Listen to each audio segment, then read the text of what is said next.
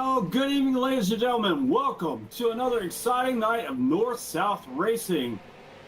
North-South Racing League Street Stocks live from the new Smyrna Speedway, my home track. I'm Randy Pepper alongside Josh Lassen, and we've got a lot of good racing tonight. Street Stocks in action around the new Smyrna Speedway. As I said, this is my home track. I was a track announcer here for roughly about 5 years, so I know this track very, very well. So we're going to get some insider perspective what the track really is like. So this will be a lot of fun. Josh, how are you tonight? You know what? It's a new year, a new league for Ghostfire Media, and I couldn't be more excited because we're talking street stocks, we're talking short track racing. It's going to be a blast. Yes, it is going to be a lot of fun. Got a lot of good drivers out here tonight. We've got 30 drivers are going to start tonight. We've also got a qualifying race, so 26 guys are going to move on. And then only 4 of them are going to go into the feature. Then after you go into the feature, they're going to invert the field. So, well, not the 4, just the 4 of them are going to be inverted in the back. Hold on. So, I think you got a few of your notes mixed up. After qualifying, 26 are going to go straight through to the feature. Right now we have 36 in the field. Holy crap. And 26 go straight through.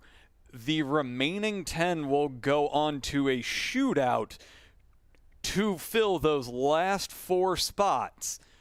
So we're going to have 6 people going home real early tonight. So it's going to be fast. It's going to be great. But I'm just excited because I've missed being in the broadcast booth. I get to work with Randy Pepper.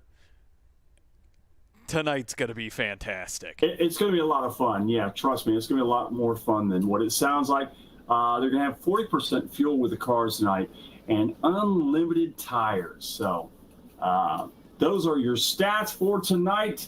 As far as how things are going to run here at the New Smyrna Speedway, New Smyrna Speedway is located on Highway 44 and Tomoka Farms Road. If you ever want to come out here during the speed weeks, they always run a lot of great racing. A lot of the NASCAR stars will come out here and run races when they're not running at the big track, as we call it. The big track is the Daytona International Speedway, the world center of racing.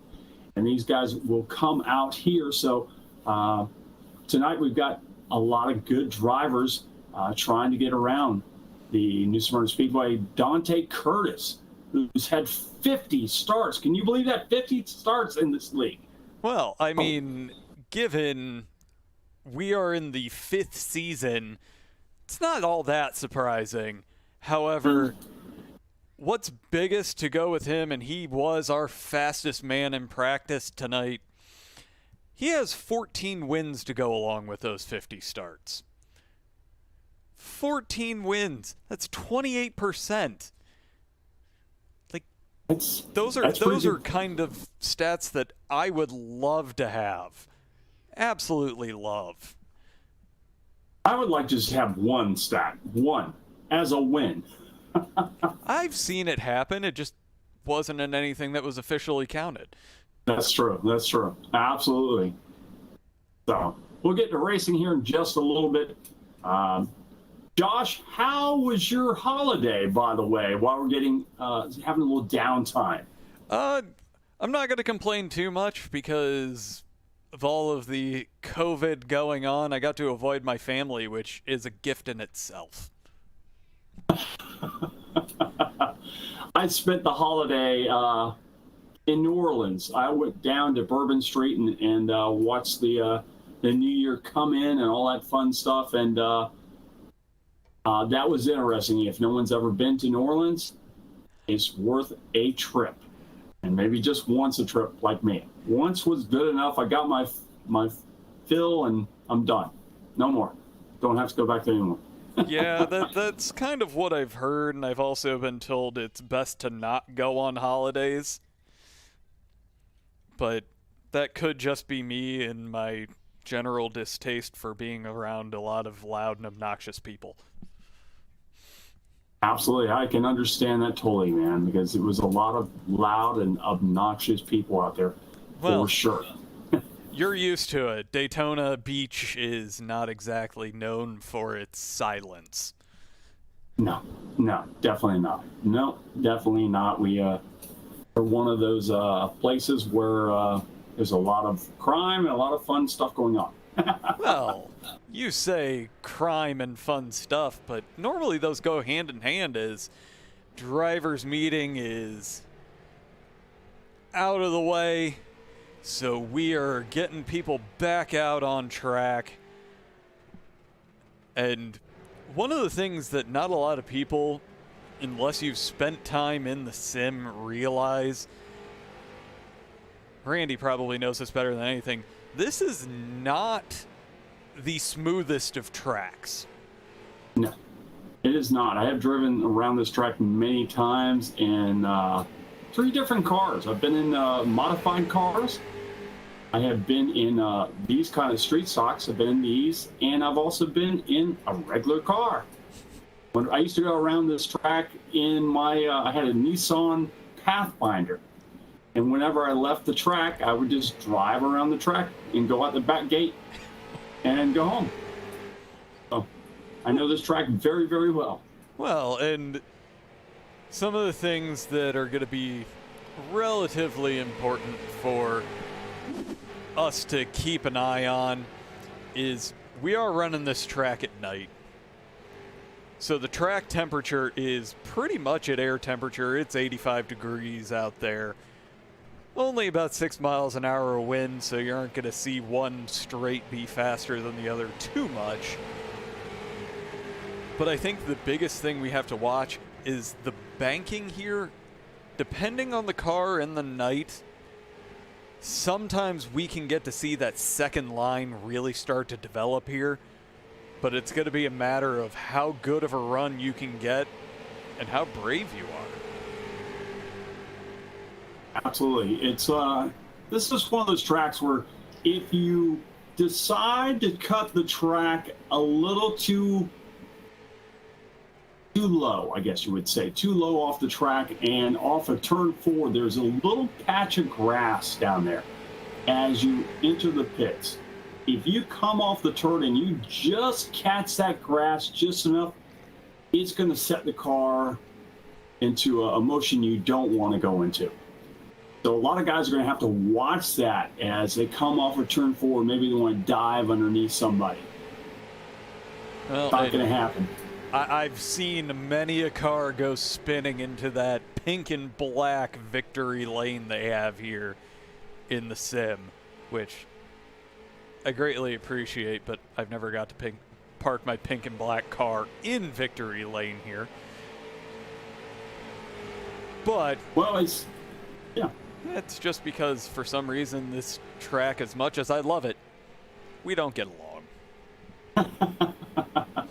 Yeah, this is kind of the same thing with me. I run okay at this track. This is not one of my better short tracks, as I'm better at short tracks overall, but this is not one of the ones that I run the best at.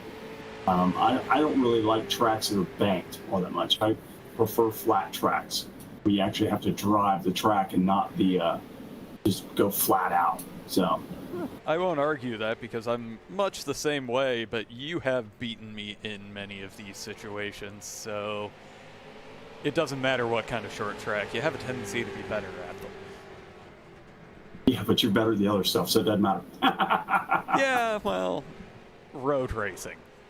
Yeah, road racing and whatever, so it doesn't matter. All right, we've got 1 minute left of practice, and these guys are trying to get their last-minute attempts in to get used to the track, get a little extra rubber throughout, and then we are off to qualifying. They'll have 5 minutes to set 2 laps and hopefully get themselves up into those initial spots to not have to worry about the shootout, because only 40% at this point are going to make it through. But we're looking, the top 10 are only separated by 0.15 seconds. Wow, that's amazing. Totally amazing. It's that close. I mean, we're looking on screen right now as we're seeing everything go through. Unfortunately, it's going with 36, who's 0.429, but even upwards of 30th, you're only seeing about a quarter of a second. So this is going to be very tight racing, and a lot of that time can be made up while you're on the track just by forcing someone off of their preferred line. I think one of the cars I looked at, I'm just saying I like this car, is the number 15 car, Matt Cook. That car is very reminiscent of an old road racer car, a very good road racer guy that unfortunately lost his life driving, and that was Mark Donahue. And that 15 car out there just reminds me of Mark Donahue's car. So, well, we're going to start off watching qualifying with Matt Dula. He is one of the racers that does have a win within this series, actually 2. And he's finishing off his first lap. Looks a little bit loose coming off of that turn, but he's in second. Right, you can tell now. He's giving it his all around this track. He's really driving that car hard into the turns, letting the car drift up through the turns, and he'll slide it off the turn as he comes down to the stripe to complete his second lap. And let's see how he does. And that has him currently in 5th, and all of this is actually causing my timing and scoring to freak out a little. So we'll go ahead, and yeah, this is what happens when people push new software updates out. Not everything likes you the first time around. So we're watching Ryan Johnson right now, who is currently in second. He's going to bring it back down pit road, and so give it up.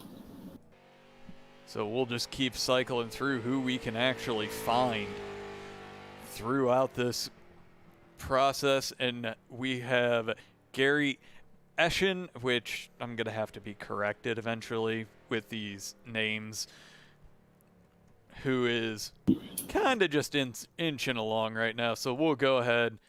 We'll find John Cross, who is currently on his way out for his first lap and driving the car of one of our title sponsors for the night, Cross Collision and Body.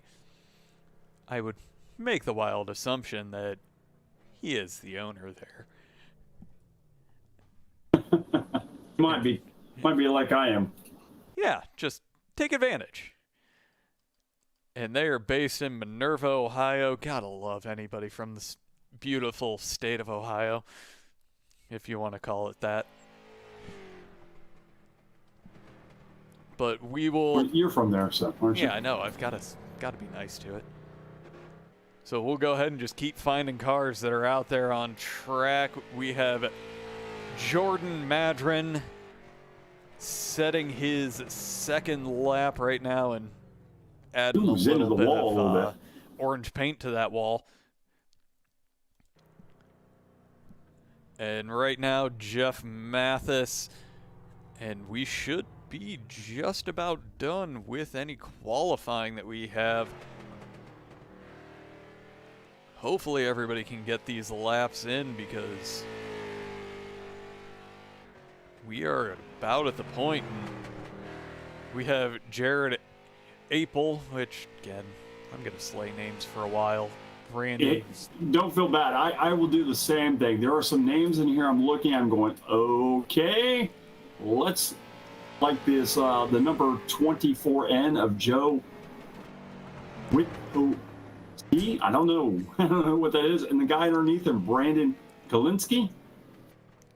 of the 98S, I have no idea. So if I butcher your name, just chalk it up that the track announcer from the New Smyrna Speedway butchered your name just like he's done hundreds of others before you.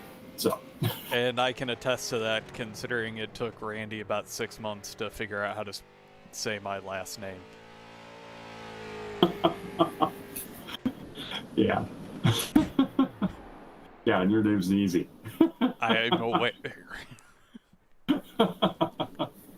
All right, as it's looking like everybody, with the exception of Randy Nichols, has put in their laps.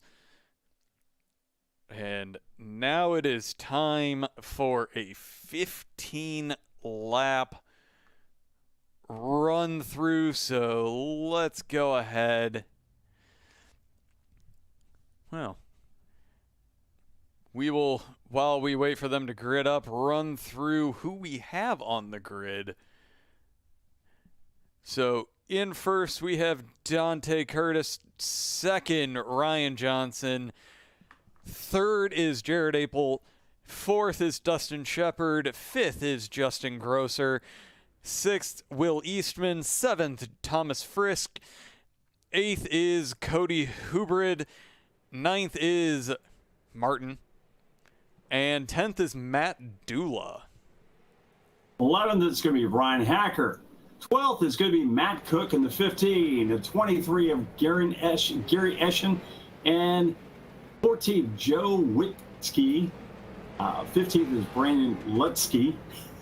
As I said, these are a couple names where you really can't figure out. Jordan Madden's going to go off 16th. 17th is going to be the 20S of Travis Hoofler. The 18th spot is being Ryan Dye. Al Smith Jr. is going to go off 19th. 20th, Casey Wood. 21st, Brian Binger. 22nd, Zach Edwards. AJ Hemmel will go off 23rd. 24th is going to be Devin Rogers. 25th, John Masterson. And 26th is going to be Josh Ackard. All right, as it looks like our pace truck is peeling off, and the green flag is ready to fly, and they are off. Off they do. They go down into turn number 1, side by side, 2 by 2. Now your leader, the 91, will drop and jump out, and he'll separate himself 1-2 car lengths over second place right now. Off they go, down off of turn number 2 and down the back straightaway to complete lap number, well, actually over 4. That'll be lap number 2. As I'm trying to get my stuff situated here, I've got a little problem, but we'll get that figured out here in just a second. All right, we have 14 laps to go, and Adam Gable is just taken off. Has himself a good half-second lead over Robbie Clavey. And there is a bit of a battle starting to heat up right now for the final spot in the feature race. Jan Janin.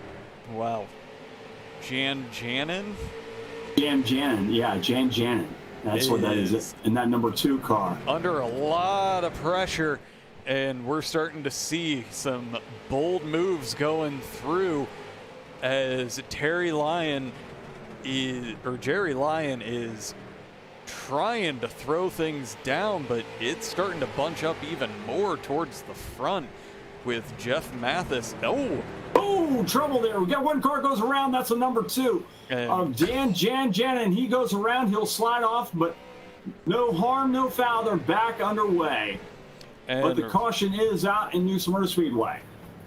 And while we are in this specific race, I was told that caution laps would not be counting. That's good. That's exactly the way it is at New Smyrna Speedway. We do not count caution laps at New Smyrna Speedway. All right, let's take a quick look and see what happened here. Just the 77 he had a run. I mean, he was fast. He was trying to get around too many people, just trying to make things happen. And unfortunately, Jerry Lyon just had a little bit too much momentum and got a little too low, and the car just didn't stick down there. Yeah, and that's unfortunate. I mean, short track racing, because these guys are having to push. The only unfortunate thing is, well, we aren't seeing too much of a shakeup, as everybody's pretty much back right where they were. Yeah, so they'll try it again here in just a second. We'll go back to 2x2 racing here shortly. Well, as right now I'm getting word from race control that the 29 of Jason Gordon is actually getting an EOL for that incident. Kind of puzzling. I don't know what happened there. I know he was in the middle of it, but I didn't see anything. But that's I'm got just a quick moment just to see what happens. Look back at that. Well, that looks like just everybody checking up for everything. So that is one of the good things about having live race control, is these guys are out there watching everything for us, so we don't have to. You know, I think what happened actually there was somebody threw some beads at that Hooters car, and they pulled the hood up, and you know what happens when they pull the hood up. Yeah, people get a little distracted. Yeah, absolutely. So here we go. Green flag is back out again, and once again, Adam Gibble will jump out to a quick little lead over the number 8 of Jeff Mathis, as Jeff is trying to reel him in. Right behind him is the 73 of Robbie Clavey, and they are single file for the 1, 2, 3.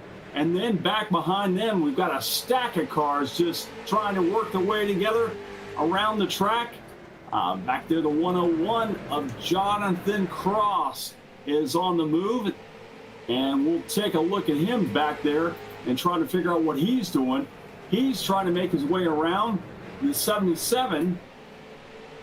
And whoa, a couple guards getting a little loose. The 77 gets on the wall and keeps it off. So that was a great move. Once again, we've seen him, the 77 being so fast. And we got caution once again. At 77, Jerry Lyons.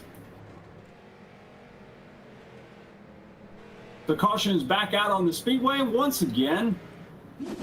Guys are all trying to get into the main feature. So this is for all the marbles. As I'm just having issues because everything's not coming through for me as it normally would. So it just looks like, the 72 got just a little bit of a tag there. Coming out of the turn. Oh no, that's I don't know. I think he lost loose. It. Yeah, and then the 29 right behind him, who was got stuck in the back of the pack for lifting his hood, got into it as well. He got a little loose, got on the binders a little too hard, trying to avoid contact with the car in front of him, and round he went. Goes around. Yeah, so Jason Gordon. We will have 8 more laps when we get ourselves back to live and running once again. It's time for the... By the way, that car that went around was Shane Loveridge. And Shane, I don't think he needed to be given the EOL. He automatically ended up back there himself. But he is at the back and on the verge of having an early night. Yeah. Unless something crazy happens and he is able to get up there, but we never know. Well, there's no denying that this track will cause a whole lot of craziness to happen. I can tell you this. I sat out here many nights when we should have been done at about 10 o'clock after running 12 features. And I was out here till well after 2 o'clock in the morning because of this exact thing we're watching tonight. All right, we're stacked up 2 by 2. Pace truck is off. Here we go. Once again, your leader, the number 91 of Adam Gibble, I'm not really sure how to say his name, and Jeff Mathis is second. Then a 2 by 2 battle back there for third place with Jonathan Cross and Robbie Clavey. And that 10 of Jonathan Cross was able to get around. We got one car almost goes around. I believe that was a 73 of Robbie Clavey, but he saved it. But he nearly took everybody else behind him with it. We just got a front row seat to the carnage. And is yellow gonna come out? No, at this point, it is not. That's actually surprising because that was a major chaos behind them. As we're sitting here watching currently the battle for that final position between Dan Janjanin and John Cross, and Jerry Lyons. That's it. Jerry Lyons was in that 77. And look at the 29 again. As Jason Gordon, after getting that early EOL, is officially back in the mix, getting himself up into 5th with a great move. And we're starting to see some sparks flying with only 3 left to go. Wow, some great racing. Jason Gordon, Jerry Lyons, as they battle together, and out front it's Adam Gibble. And caution is out on the track once again. Caution. There was Jason Gordon getting a little bit happy on the throttle, losing that back end. And slammed right into the outside gate. That's the gate that goes out to Tomoka Farms Road, and that's a gate that I passed through many, many times.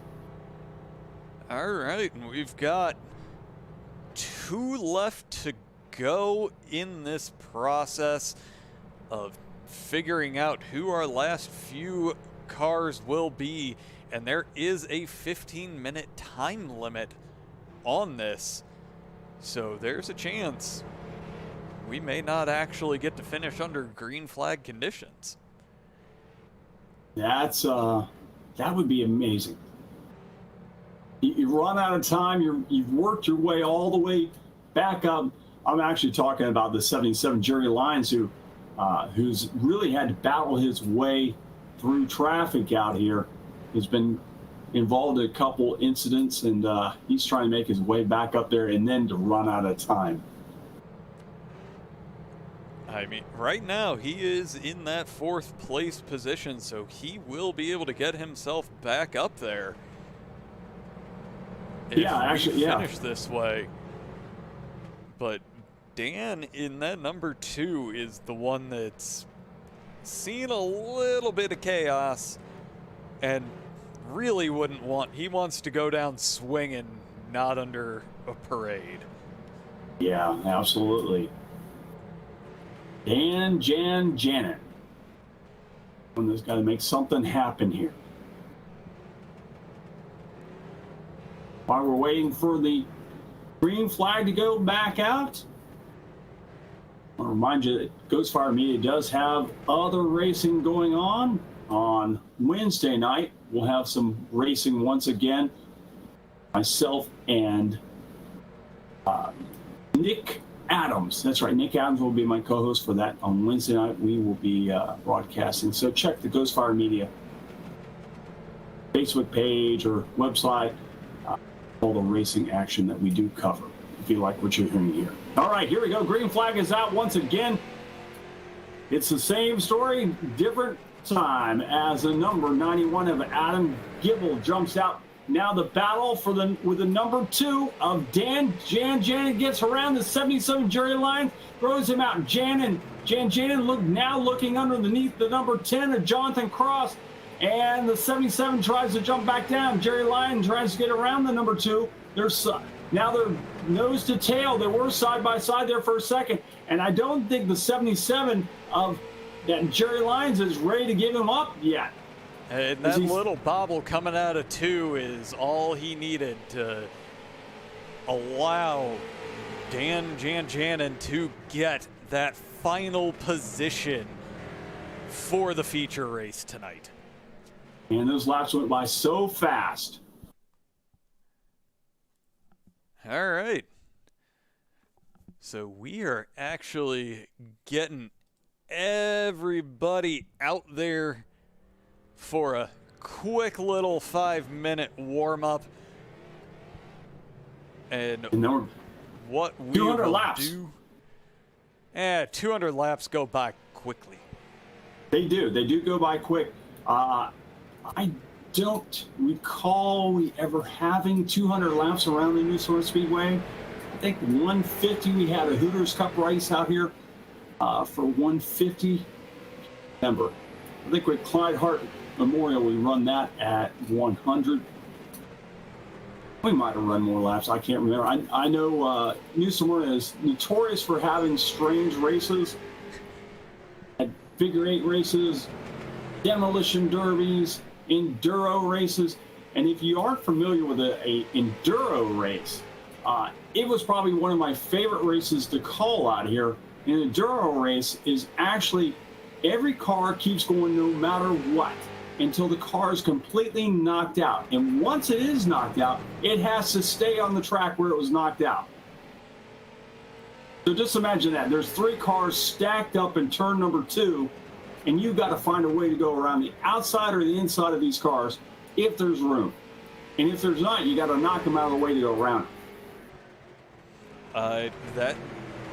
That sounds just like rush hour traffic. Yeah, we'll try calling one of those races there. I could imagine at least there is a lot of comedy to go around. Yes, absolutely. But some of these enduro races, I mean, I had one of them one night that I was calling, and it lasted. We started that race at about 7:30. I think I got out of there about 12. It just kept going on and on and on. They just went until the one car was left racing. That was it. That's how you won the race. You were the last guy running. There wasn't laps. It was quite literally just a demolition derby, and the last man standing wins. Yeah, absolutely. Yeah, pretty much. Enduro. That sounds like a blast, other than the fact that I only drive cars that would die after being touched just ever so slightly. Well, most of the cars looked a lot like these cars. They looked like most of them would be kind of street stock looking. There were some cars that were, smaller, mini stock, stuff like that. And I believe a car that was more of a bomber usually win most of the time. Most like an old bomber car would win, which was pretty much your mom and dad's old Monte Carlo would usually win something. Because these guys, a lot of metal, because these guys run these street stocks. They use, they would have a, fiberglass front clip or something like that. It'd go off, and then the radiator would, be gone. So it really wasn't about how fast you were; it was about how well you were going to survive. Which, a guy coming out here with one of these cars, why would you even think that you're going to beat a guy with a 85 Monte Carlo? Because you're fast. Yeah, you're fast, but it doesn't do you much when you get run into the wall going 95 miles an hour. Well, and that's the thing that you got to figure is right now we're starting to see the top speeds of these guys. It's about 100 miles an hour, which for a stock car isn't necessarily fast, but considering they're hitting those speeds on a track that's only a half a mile long, there's a slight bit of insanity for people that drive these things in real life. But who do you think actually held the record here at the track for the fastest lap? If you know your history we had one of the most famous modified drivers of all time, which I forgot. You're Josh Laston. You're more of a road guy. I was gonna say you want Formula to talk One guy. Indy, Formula One. Yeah, Formula. I I forgot that. who I was talking to. I forgot about the guy that actually the fastest lap of all time at this track was a guy by the name of Richie Evans, who was in the NASCAR Hall of Fame. He was a modified driver from up north, and one of the most famous of all time. Won a lot of races. One guy that actually won the most features out here, the guy by the name of David Rogers, the TM Ranch car, number 11. Unfortunately, David died a couple years ago from cancer, and we saw him win a lot of races out here, and he's the all-time winner at the New Smyrna Speedway. Yet there's a lot of those kinds of things that I know that I will never personally be capable of holding those kinds of records because I'm too cheap to drive a real car on a track. Well, I'm too cheap too. I raced RC cars for a long time, 1/10 scale electric cars, and somebody actually told me I was spending more money than driving a real race car. Why didn't I get behind the wheel of a real race car? And I said, well, I'm not going to do that. I might get hurt. So. I don't know. Some of those RC guys are pretty intense. I won a lot of races. I can say I did won. I won a lot of races on RC cars. I did pretty well in those, but I always kind of wanted to drive these real race cars. And like I said, I did drive around this track in modifieds and these street stock cars and my own car as well. But after doing it, it's like, it's okay. And then I got into not iRacing, but NASCAR. What was it? NASCAR 1? I can't even remember what it was. It was the NASCAR. Old Papyrus. Papyrus, the original Papyrus. I should look over here. I probably still have the copy sitting next to the desk over here.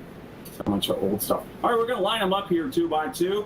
Before we go green flag racing, Dante Curtis is on the pole. Ryan Johnson is outside.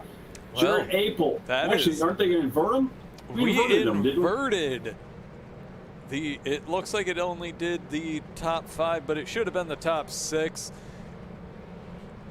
And yeah, it is the top 6. Yeah, Will Eastman's actually going to be in the pole with Thomas Frisch on his outside. Cody Hubbard and Philip Martin will be side by side for row 2.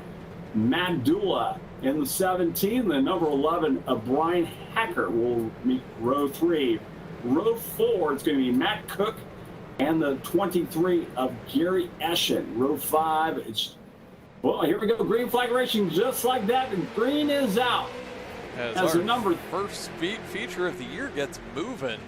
These guys are looking a little more aggressive than they were in the sprint that we already had.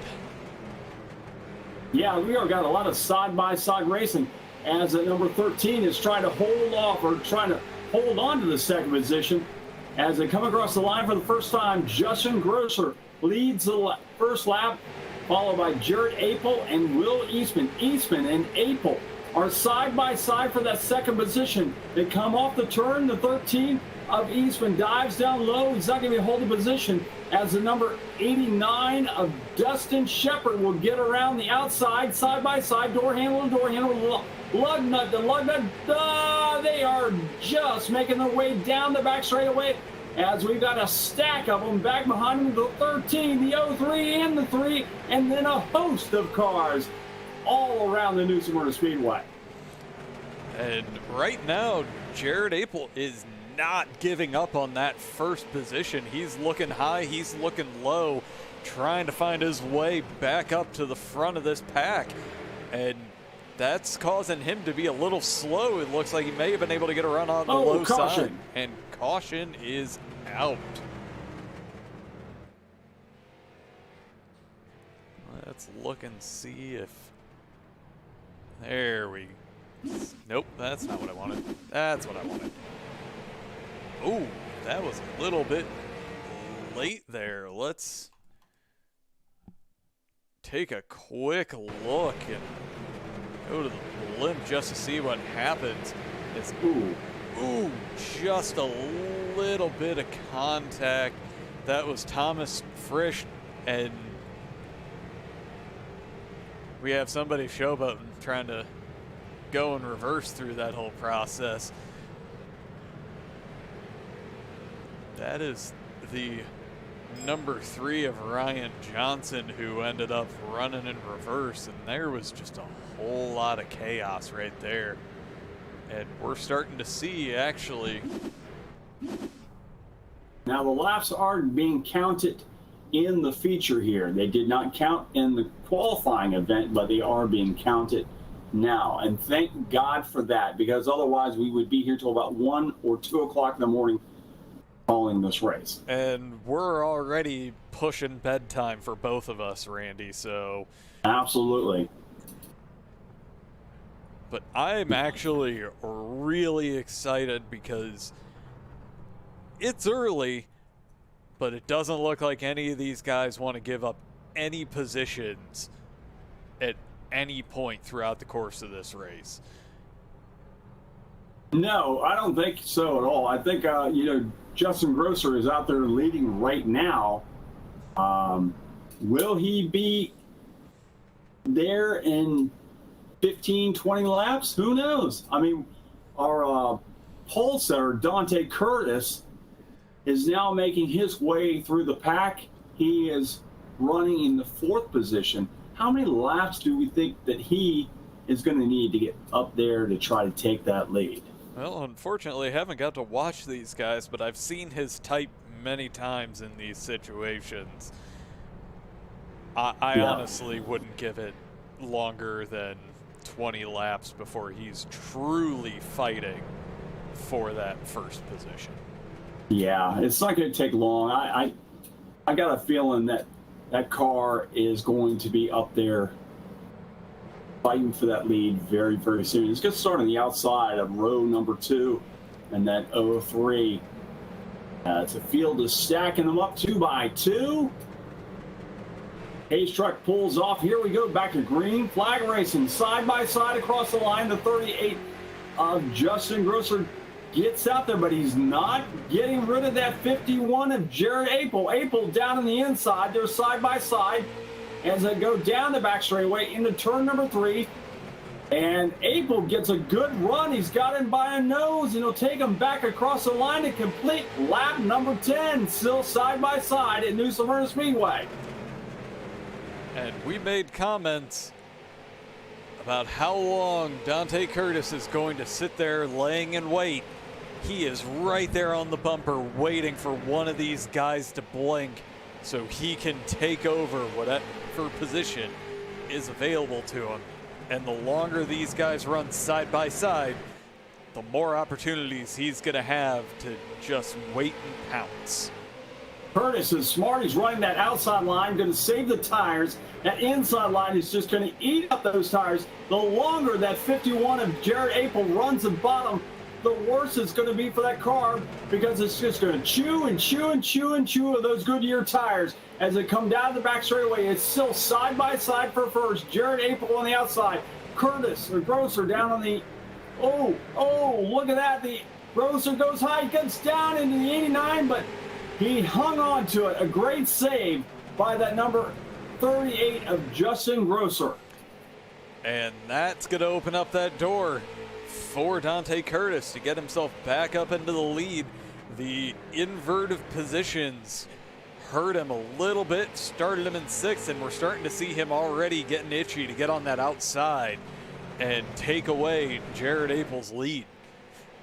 He jives down to the bottom of the track. That did not work. The car got just a little squirrely. He'll have the tuck hidden back right behind that 51 of Jared Apel. Apel will bring him back across the line, complete lap number 16. Nose to tail. Here they go across into turn number 2, off of 2. They'll go down the back straightaway, nose to tail, with Apel leading by 1 car length over Dante Curtis. Curtis looks low, nothing there quite yet. He'll have to dive in back behind him. They'll go across and complete lap 17. And these guys, we're starting to see the lineup go single file back through the field. And I don't think we're going to get to see too much more of that side-by-side action for a little while. So these guys are just going to go ahead, get themselves into a rhythm. Well, apparently with the exception of Dante Curtis. Dante Curtis is not done yet. He's still trying to figure out how to get around that 51 car, Jared Apel. Apel's running the preferred line, and that line actually still is the line that Dante Curtis wants. Curtis follows him back off the turn number 2. He looks a little low. He'll dive back to the outside, follows right behind the 51. He dives a little low, but the 51 cuts the line off, and they'll come across the stripe, and they will complete lap 20 of 300 laps here at the new Smyrna Speedway on a beautiful Monday night racing here at the track.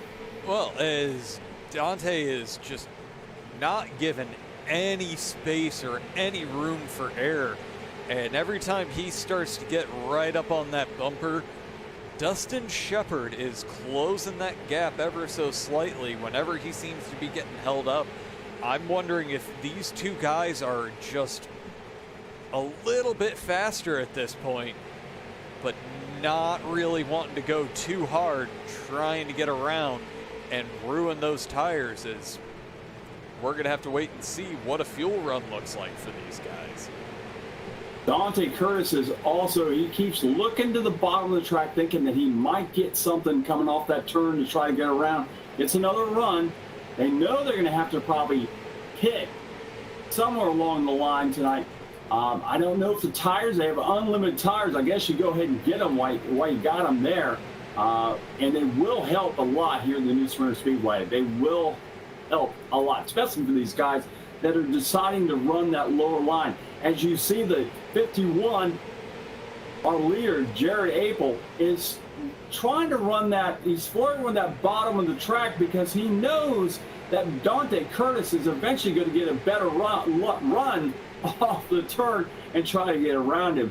But we'll keep watching these guys to see if anybody dives into the pits. Yes, they're getting a little bit testy right now.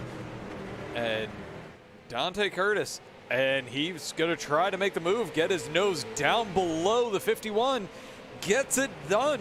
And will he be able to hold on? I believe he will, because I don't think that Apel has a car, and he's trying to be clean about it. If you look at these guys, they're side by side as they come off the turn. They go down the back straightaway with Apel holding that outside groove, and Curtis down there trying to hold the car down, keep it away from Apel, but they're side by side as they come across the line. No harm, no foul. Still, Apel leads. Look at that. Apel was around the outside and was able to get around him and resume that lead. Wow. Can you believe that, Josh? I think he played that the best way he could. Force him down on the low line, make him burn up his tires, and it wasn't even getting the wear, it was overheating him, give him plenty of space, make him be the one to control his exits. And as he started to see those second and third place cars catch up to him, it's time to back off and eliminate as much damage as you possibly can. Absolutely. That's exactly what probably happened out there. We've got a lot of guys out there behind them that are starting to get a little racy as well, besides our leaders. So as the tires start going away, these cars are going to get a little bit more slippery. You're going to see guys trying to look for better lines than they're running right now. And we know that's going to be more of that middle groove. But as long as people try to make moves on the inside of other moves, you might see a car or two maybe decide to spin. We'll watch and see what happens here as the race progresses along after 31 laps at the new Smyrna Speedway. All right, let's go ahead and just sit there, go to exciting, and just listen to the cars for a few moments. Go ahead and crank up that volume.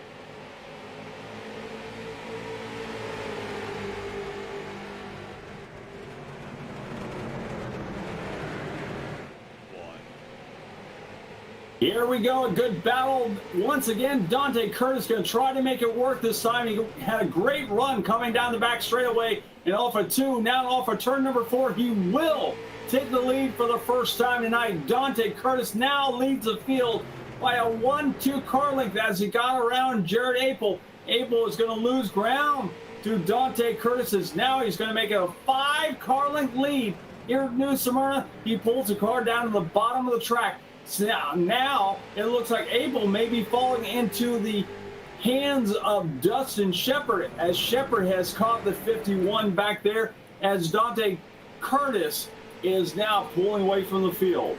He's got about a half-second lead, and it did not take him all that long to get it. And it looks like Jared Apel, his defense may have destroyed those Hoosiers. These cars run on Hoosiers, not Goodyears. But that is true. They do. I forgot they ran on Hoosiers. The Akron boy is going to make sure you get that one correct. But definitely, I think his defense is going to end up hurting him in the long run, because those tires definitely have seen a little bit more wear than you would want to see. And we're definitely seeing Dustin Shepard, who is just having a nice, consistent run, is the next person waiting to take advantage of any errors. We actually get to see Jared Apel catch a little bit extra of the apron, but still hold on to second place. He's holding on to that second place, but he is being pressured big time. That 89 of Dustin Shepard is all over the back bumper of him. He's looking down low, trying to get that momentum to get around him, as he saw the number 35 of Dante Curtis to it. But I think he's going to have to try that outside groove sooner or later and see if that's going to work, as that time that Jared Apel car was able to get a better run off the turn and pull away and separate himself by 1 car length as they go around the track. There are 41 laps in the books here at New Smyrna Speedway. A great night of racing, folks. If you're just joining us, it's the Ghost Fire Media Company running the show tonight. Myself, Randy Pepper, alongside Josh Lashton. Josh is in controls of all the cameras and some of the play-by-play. I'm the main play-by-play guy because I'm the track announcer out at New Smyrna Speedway sometimes, and was for 5 years. So I think I know this track a little bit. We had to bring in the professional for this track, because you know what, Randy? None of us can do it like you, especially at the track that if you really wanted to, you could have driven there tonight and done it on location. Well, from the strip mall. From the strip mall. Actually, there's not a strip mall anywhere near this place. Right across the street, about the only thing we have is a little Jiffy food store, and that's about the closest thing to us besides the Walmart that's about 4 miles from here. Oh, am I thinking USA that's now the strip mall? Yes, USA Speedway is the strip mall. New Smyrna Speedway is still here. This track is still in existence. They are still running races every Saturday night. The same guys that run this track on Saturday nights run at Bithlow Speedway, the Orlando Speed World. They run on Friday night, and then they're here on Saturday night. Robert Hart's place. The Hart family have owned this track for many, many years.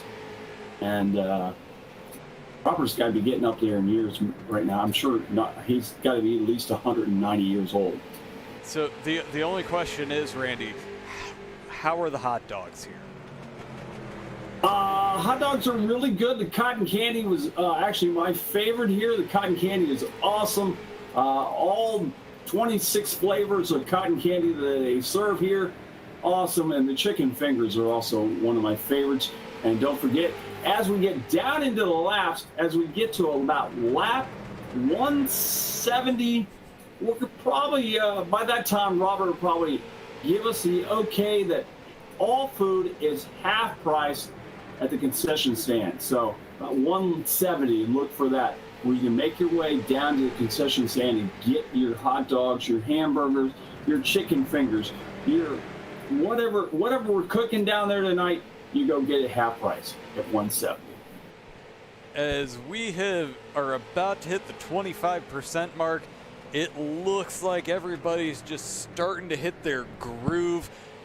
No one's really making too big of moves. We got a conga line right now. And this is what I would have expected this deep into the race, because you know what? You still have quite a few laps, and we have the big wild card still yet to play. We have pit stops. And that's going to be the big thing. We've got to have pit stops to kind of shake some things up. Some of these guys are not going to be that good on pit road, because this pit road is very, very small. It's tight. It's tough. And you're running roughly around 100 miles an hour around the New Smyrna Speedway. You got to lock it down and get down to pit road and get on those binders. And it's going to be very tough for a lot of these guys. Maybe some of the, like Dante Curtis, he might be very good at it. But who knows, maybe John Masterson back there, you never know. He may not be as well on pit strategy, running back there in 21st. Well, and the biggest thing, and you said it, this is a very difficult pit road from an entry and an exit standpoint. With how iRacing handles the pit exits, we'll see that blue cone occasionally as we come out of turn 2. If you're even an inch farther to the right as you're passing that, you're going to get a penalty. And no one wants that. Nope, you definitely don't. And anybody that has ever raced with me knows it's real difficult to get down to pit speed limit. And I have fallen victim as we get to see the 17th of Matt Dula get a little bit loose as he's trying to make moves, as he's within a third of a second on that third place.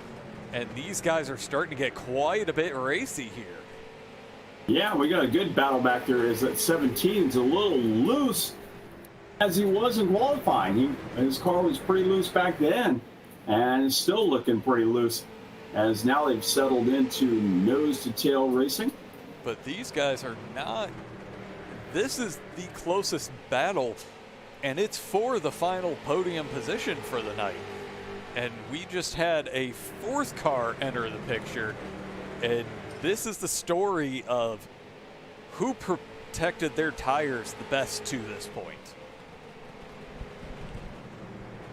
And that is the question, definitely. Who did protect their tires the best? And obviously, Dante Curtis and Jared Apel have just pulled away from everyone. And these kinds of battles are starting to pop up throughout the field as we'll make a quick jump back. This is the battle for 14th between Devin Rogers and Zach Edwards. And Ryan Johnson is right there in the mix as well.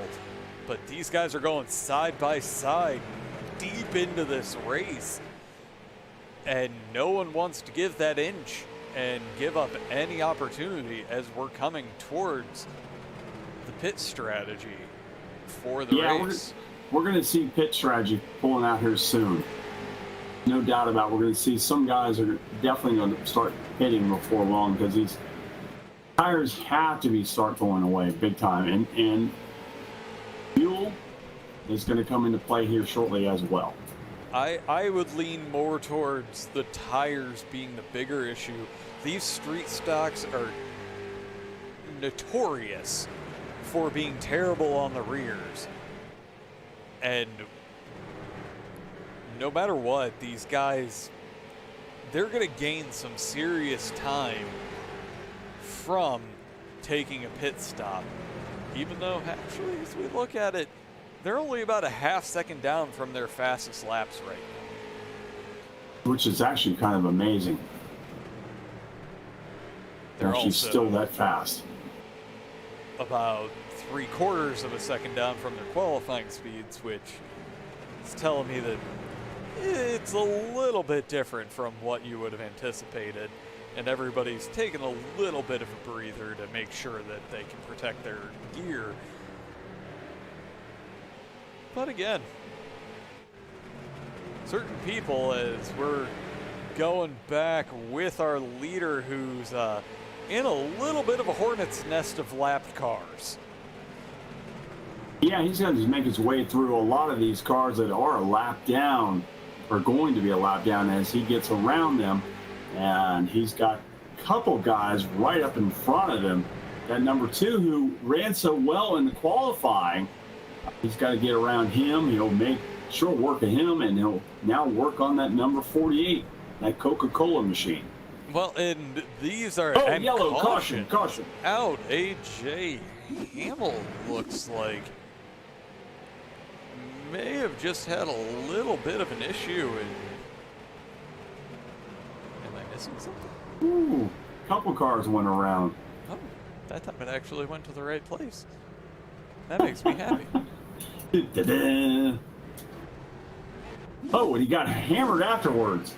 Yeah, I think that was the bigger issue. As we'll go on board is the 2 in front of him just hits the wall, and then he gets tagged. And as we sit and wait, apparently the caution did not want to come out immediately, so he just ends up having to take a tow. And this is going to make for some very, very interesting strategy. So everybody's making their way in, getting 4 fresh tires, a full tank. And with the exception of the lap traffic, everybody's in. Yeah, and we saw some guys actually get out pretty fast here, so we might have a shakeup up front, as Jonathan Cross was the fastest off pit road, followed by Jeff Mathis and Casey Wood, and then our previous leader, Dante Curtis, was 4th coming out. Looking at his time in the pits, that looks like that was a splash and go for fuel, and he's on his way in. So one guy I'm curious about, we have the number 45 of Ryan Dye. There's a guy by the name of Randy Dye who owns the local Dodge Chrysler dealership, who races out here at New Smyrna Speedway, or did for many years. And that's kind of funny because this Ryan Dye runs 45, and that's exactly the same number as Randy Dye ran. If there's any relationship between these guys. I mean, the racing world is definitely a small group. Yeah, it's very small. Right now, we actually only have 18 drivers are on the lead lap. So Dante Curtis made short work of a lot of these guys. So Philip Martin now is your leader in the number 46. Matt Dula is going to be running second. He'll run to the outside. Dante Curtis will start in the 3rd position with Justin Grosser, will be next to him once again at 38. Well, and I think one thing that's going to cause a little bit of an issue, not much, but we're starting to see some crumpled hoods throughout the field, because one little tag, as we got to see there with AJ, just because people are turned around on the track doesn't mean people were paying enough attention to realize he was turned around on the track. Yeah, absolutely. One guy that had a really bad stop was Jared Apel. Apel, who was running second, is now running back in the 10th position. We'll have to watch and see if that 51 can make his way back up there to the front of the pack. Well, and his pit lane time, it looks like he was only on in his stall for 15 seconds. So I'm wondering if he maybe had to make a second stop. Yes, it looks like he had to make a second stop. But lights on the pace truck are off, so we're going green. Here we go. Green flag racing once again. Your leader right now, Philip Martin, will take off into turn number 1. With outside is going to be Matt Dula. Dula trying to hang on with him. He's just on the back bumper of him. And Dante Curtis is back there looking to see if he can regain that lead. But as long as these guys are side by side for the lead, whoa! Our leader almost went around. That 46 of Philip Martin got really loose and almost went around and took the whole field with him, but he saved it. Thank God for that.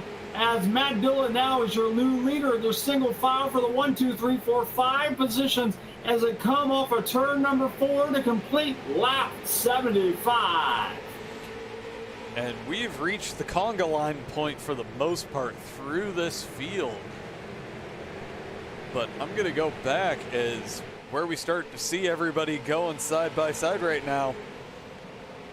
We have Josh Ackert, who is getting stuck on that low line with Thomas Frisch getting along on the upper hand.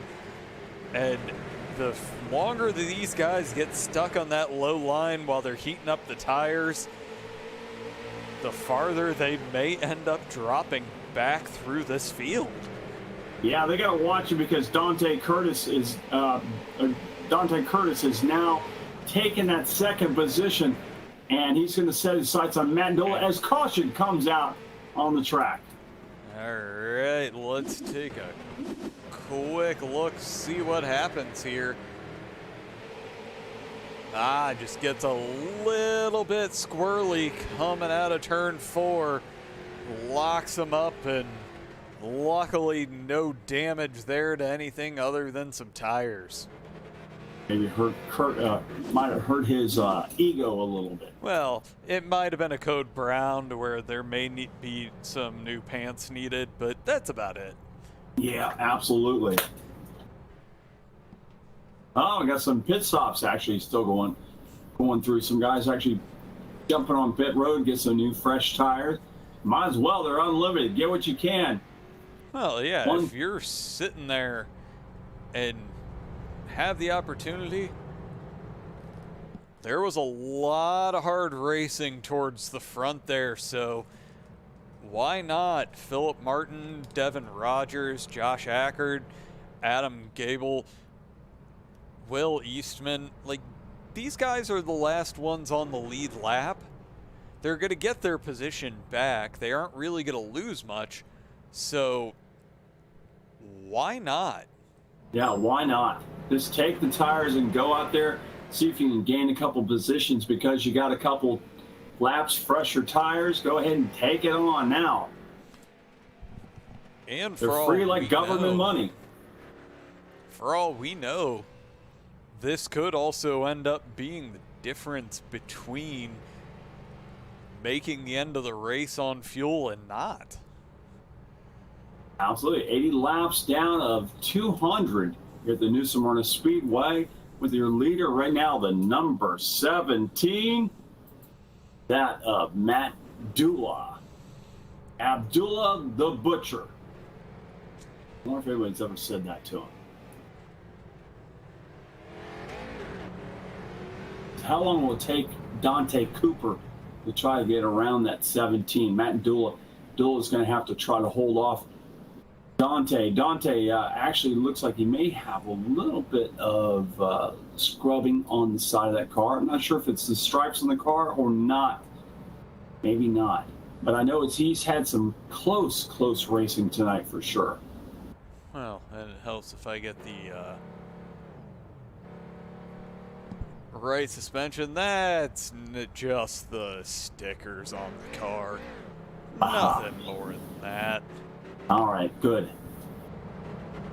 All right, we are going 2x2 racing. Going to go back to green flag racing with Matt Dula leading the field, with Dante Curtis to the outside, Justin Grosser and Ryan Johnson on row 2. Row 3, it's Jordan Madren and Thomas Frisch.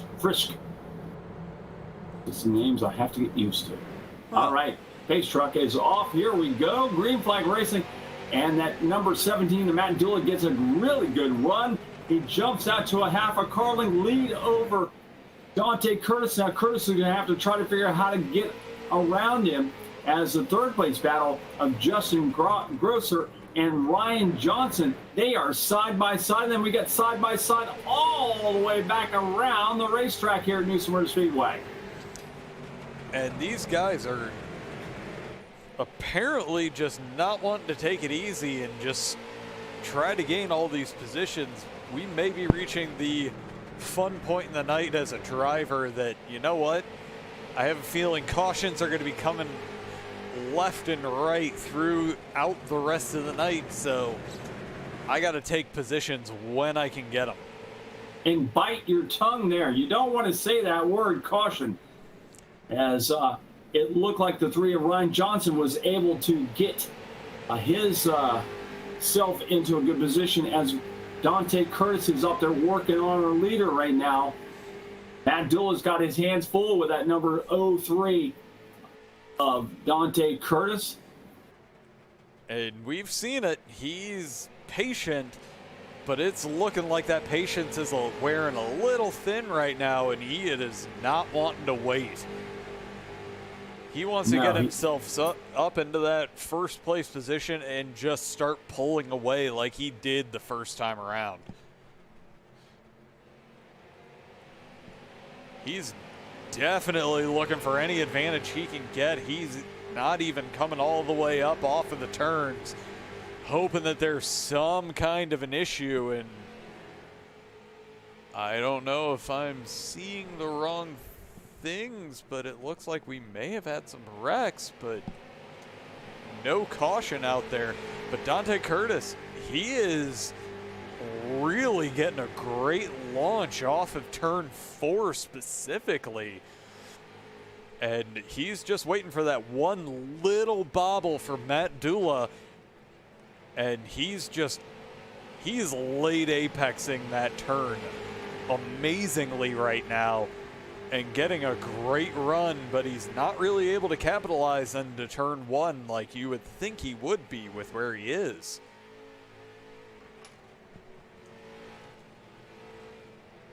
As he gets himself down low and gets himself side by side, and he's going to be able to get a great run coming out of turn 2. He may be able to lead a lap at the end of this. He's got a half a car length in front going into turn 3. He's going to be clear coming out of turn 4.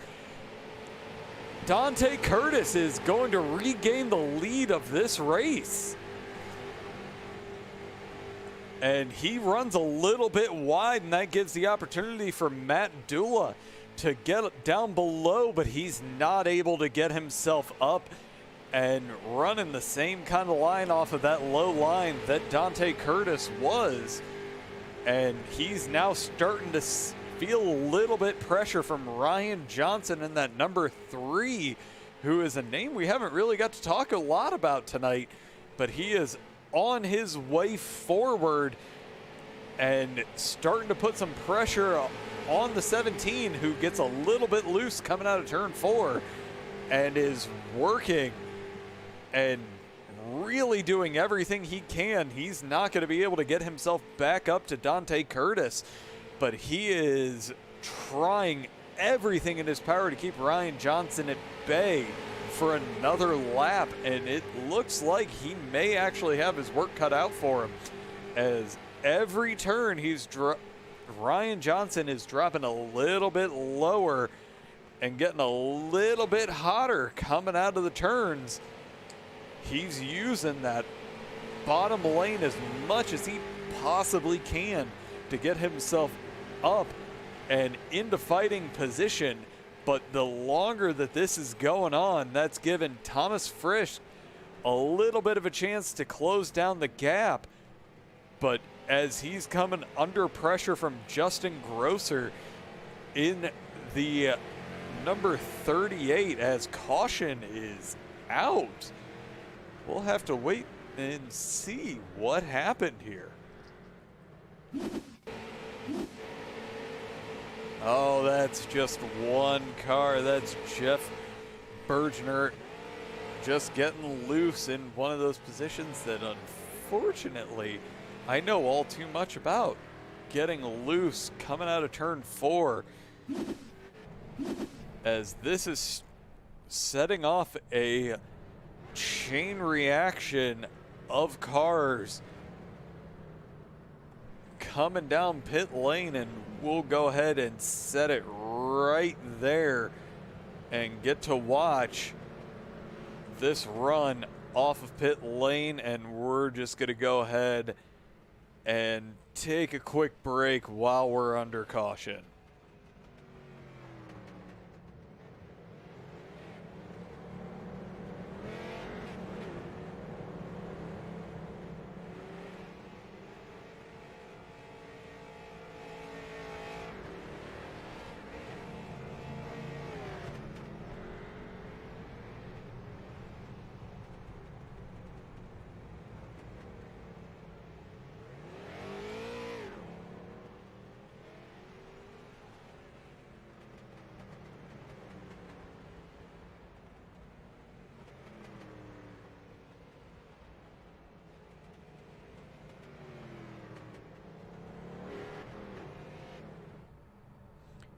All right, and we are back as we're going to cross the line to start lap 100 of lap 200.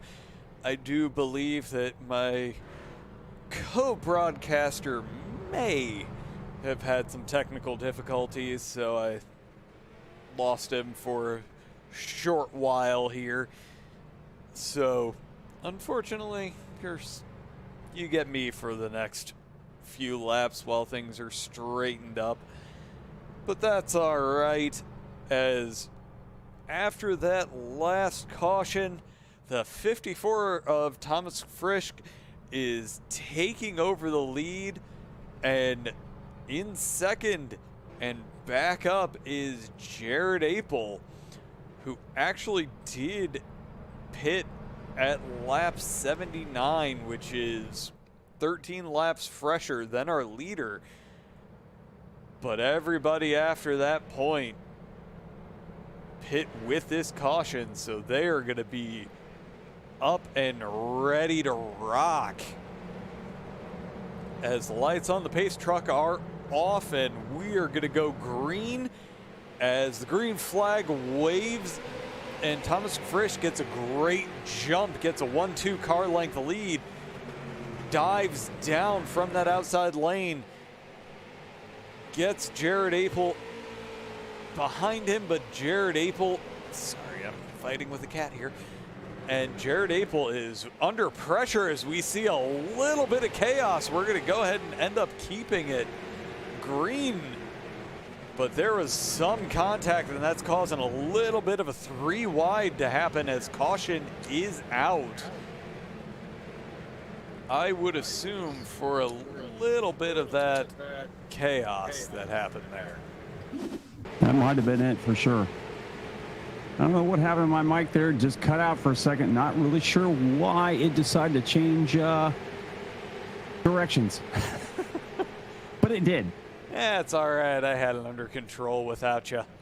I saw that. I was like, hello, Josh. Can you hear me? And I was like, this is why I used to use TeamSpeak for, well, that's all we used back in the day. And unfortunately, I'm not a big fan of TeamSpeak, but it is what it is.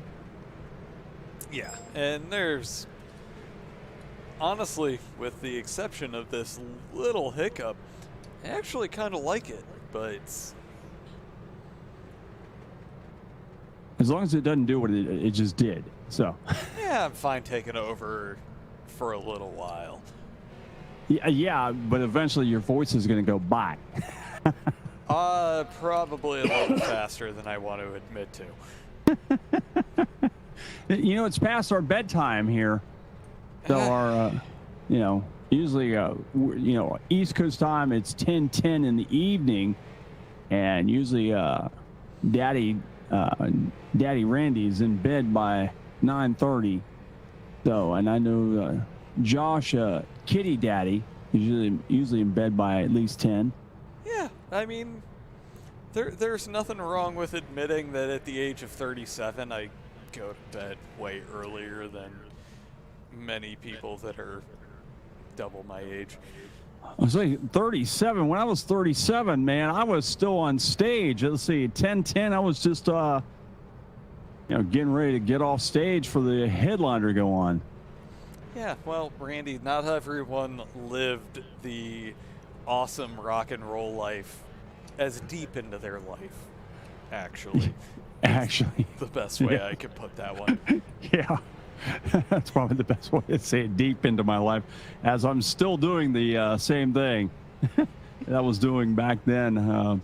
I took a short break after the record company decided to drop us. I decided, hey, let's go to broadcasting. Let's go and get a degree in broadcasting, and got a degree. And what happened? I became the track announcer at the New Smyrna Speedway. So it all that's what comes happens. around. Yep. My second love was racing. So that's what I did. And here I am. This has kind of given me a second chance at life, calling car races here in iRacing. Honestly, I never thought I would love it as much as I do, but I do love racing, and we've already called it out that, you know what, I grew up watching Indy and Formula One, but I have come to love stock cars so much more. It's definitely a lot closer of a racing form, as a pace truck still brings them around. I thought we were going to go green flag racing at times. The field did line up 2 by 2. Maybe we got a little false start. The lights are off on top of the pace truck here in New Smyrna, with Jared Apel leading the field. Ryan Johnson to his outside. Philip Martin running third, and fourth will be Will Eastman. And then Dante Curtis, who's run tremendous all night, is starting back there in fifth, with Dustin Shepard to his outside. Here comes the field off of turn number 4, getting ready to go green flag racing. And once again, the pace lights are on the track. Again, not sure what is going on. We got a lot of false starts here. Now they're off again. Let's see if we do go green flag racing this time. Yeah, we're probably just looking to sort out a few people not pacing very well, get everybody lined up. And you know what? We only have 90 laps to go, and this has honestly not been lasting nearly as long as I would have thought. And you know what? I'm having a great time because these guys are putting on a great show. Yeah, absolutely. Pace truck is off. Here we go back to green flag racing, side by side to the line. It's going to be Ryan Johnson and Jared Apel. Apel down on the inside. He's going to bring him down off of turn number 2, as we've got a good battle for second as well between the 46 of Philip Martin and Will Eastman. And that 13, Eastman trying to hang on to that third position with the 46 of Martin. Is going to try to get around him as our leader runs away by 1 car length. That's Jared Apel running away from the second place of Ryan Johnson. Johnson's now going to have a trunk full of the 13 of Will Eastman, as Eastman is trying to make himself around, as caution is on the speedway once again at New Smyrna. All right, let's figure out where this was.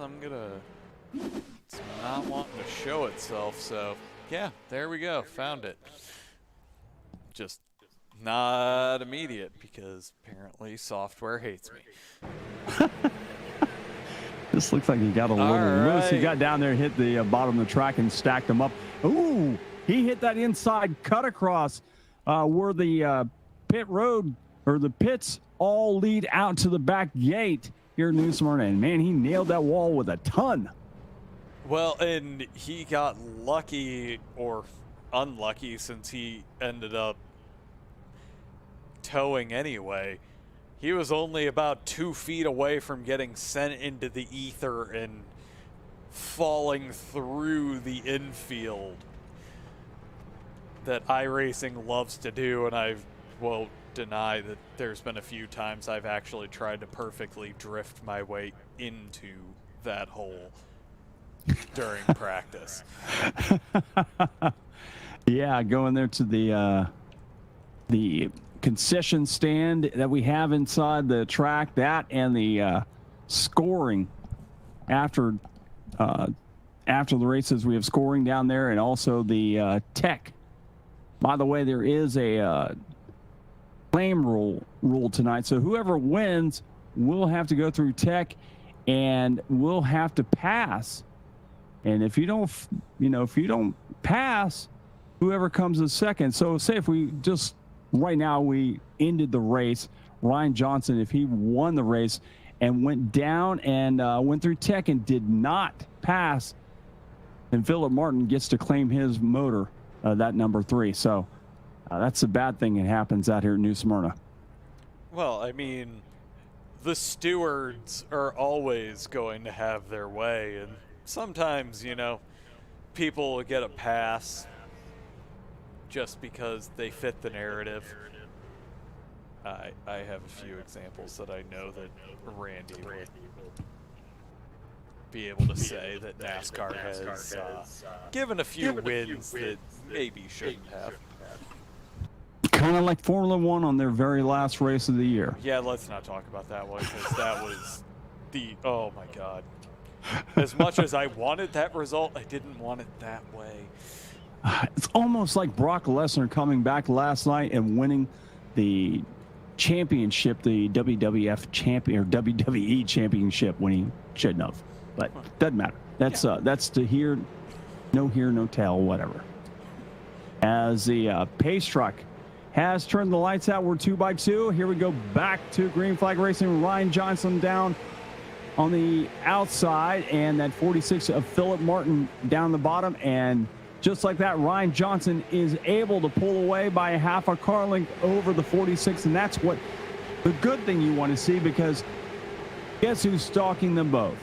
The number 03 of Dante Curtis. Curtis is coming in a hurry as he runs in that 3rd position. And as that is, we're going to go ahead and stay with the blimp here as caution is back out, and these guys are starting to reach the point of a little bit of chaos. And people are,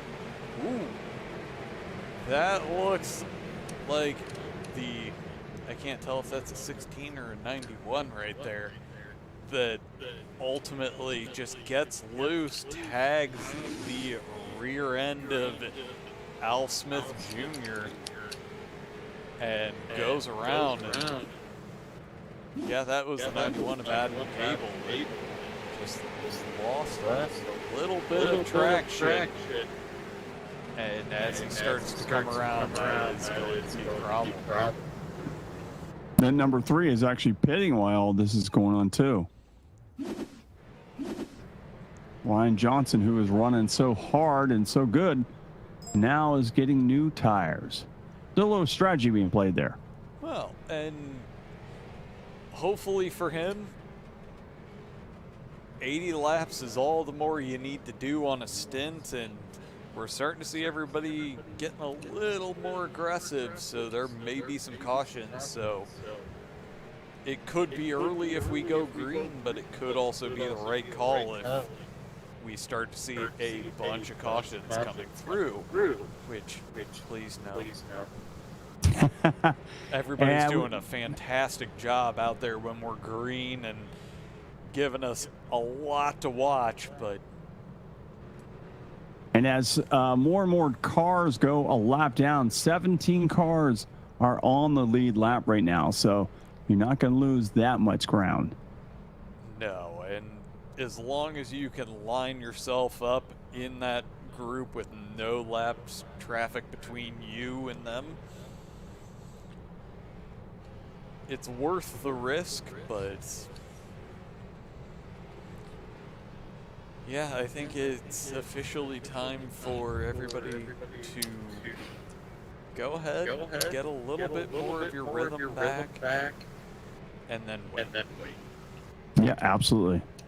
While we're under this caution, I just want to invite everybody, if you're coming to the Daytona Beach area and out here to the New Smyrna Speedway, New Smyrna is only about 15 miles from Daytona Beach line. It's not too far away. It's actually from the Port Orange area, actually 15 miles. If you're here in the area, please stop by the Guitar Act, 1672 and a half Ridgewood Avenue, just north of Flomish. and beautiful Holly Hill, Daytona area and say hi to me and buy your next guitar from me. It seems to be everybody that makes their way through the area comes to visit you, Randy. I'm jealous that no one really has an excuse to come to Cleveland to visit me. Yeah, that's kind of funny. You get chug points for coming to see me. All right, green flag is out. This time, Philip Martin is going to try to hold off Dante Curtis. Curtis to his outside. And look at this. Philip Martin actually got a great run off for turn number 2. He's going to hold off Curtis for a little while at least, maybe 1 or 2 laps, because before Dante was a little faster around the track than that Martin car, and Martin is holding him off. They're not side by side yet. They are single file for the top 5 with Martin, Curtis, Shepard, Cook, and Hacker is your top 5. Well, and we're starting to see Philip Martin, especially off of turn 4, he's getting a little bit loose, but holding on to it well and getting a good drive off the corner. He's getting off the corners all right. He is loose, a little loosey-goosey, as we say, but he's holding his own in that bright black and green, day-glow green, that cold, what was it? The Days of Thunder green, I guess you want to call it? Well, I mean, everybody needs to have a little bit of inspiration for their car, and what worse than what is one of my favorite Tom Cruise movies. Yeah, absolutely. I agree. It was probably my favorite movie he ever did. I know he did some great movies in Mission Impossible, and Jack Reacher, he was actually pretty good in that, but I've got to say, it's a much better role as Cole Trickle in Days of Thunder, much better than The Mummy, for sure. I was going to say, it's one of my favorite, but there's a reason. My favorite Tom Cruise movie, there's a reason why I drive an Iceman with an Iceman helmet in iRacing. Iceman. Top Gun. Oh, okay, that's right, Top Gun. He was in that as well. I forgot about that. I was going to say, you got an Iceman like a guy that actually from New Smyrna, Steve Swindell is one of the legends in the New Smyrna area. And as we're sitting here watching, Philip Martin, he is giving that car everything, as we're starting to see a lot of guys getting a little bit loose coming off of turn 4, because Philip Martin's trying to stay in front of Dante Curtis. Dustin Shepard is trying to keep up with him. And Dante looks like he's out for a Sunday drive. Dante is actually one of the guys that's out for a Sunday drive. The only other one would be Ryan Johnson, who did pit and got new tires. He's not having too much of a time back there, making his way through the field, trying to catch back up. But Dante is sitting there stalking. That number 46 is kind of watching his line, waiting his time. He's got 134 laps or down. 200 make this race tonight. Can Dante Curtis make it number 15 in his resume? We'll find out in just a few laps. Well, and now that we've seen a little bit of calming down throughout the field, it seems like as long as he can avoid any massive errors, he should be fine, as pretty much throughout the pack. As we're going to jump back and look at the battle for 6th, this lineup is, or for 3rd, this group is starting to bunch up a little bit, but as we jump back to 6th, we start to see a little bit more of a group forming, as Justin Grosser is leading this pack, but Devin Rogers, Will Eastman, Jared Apel are all sitting there in a nice, neat little line waiting for any kind of an error from someone. And every one of those were all contenders earlier on during the race. And we got caution once again flying here at the New Smyrna Speedway. All right, let's see if this is what caused it for us. And yep, I kind of figured from the fact that it didn't show it as a wreck. Someone got loose coming off of turn 4. You touch the grass, you pay the price. And unfortunately, that's what we're starting to see a lot. And I don't even think that was touching the grass. He just lost it. That was just a little bit of extra effort coming off the corner. And I got to come back live because we're starting to see another wave of people making their way in for some fresh tires and maybe a little more fuel. Yep, absolutely. To where Dustin Shepard, Brian Hacker, Al Smith Jr., Adam Gebel, Jeff Mantis, all making their way through. And all of these guys are actually the ones still on that lead lap. So why not? Yeah, get your tires now. You never know. Because one guy, I mean, watching our leader, Philip Martin, even though he's leading, you can see the tires are suffering on that car. And eventually it may come back to bite him. Well, we can take a quick look. Pull up our stint length here to where if we're looking just at the top 8, our front 3 are all running on 43 lap old tires. And then the next 2 behind them actually all pit at the same time but have come in since. So Grosser, Rogers all came in 7 laps after them to get fresh rubber. So they're running pretty well right now. And at least have a better opportunity to make it to the end of this race.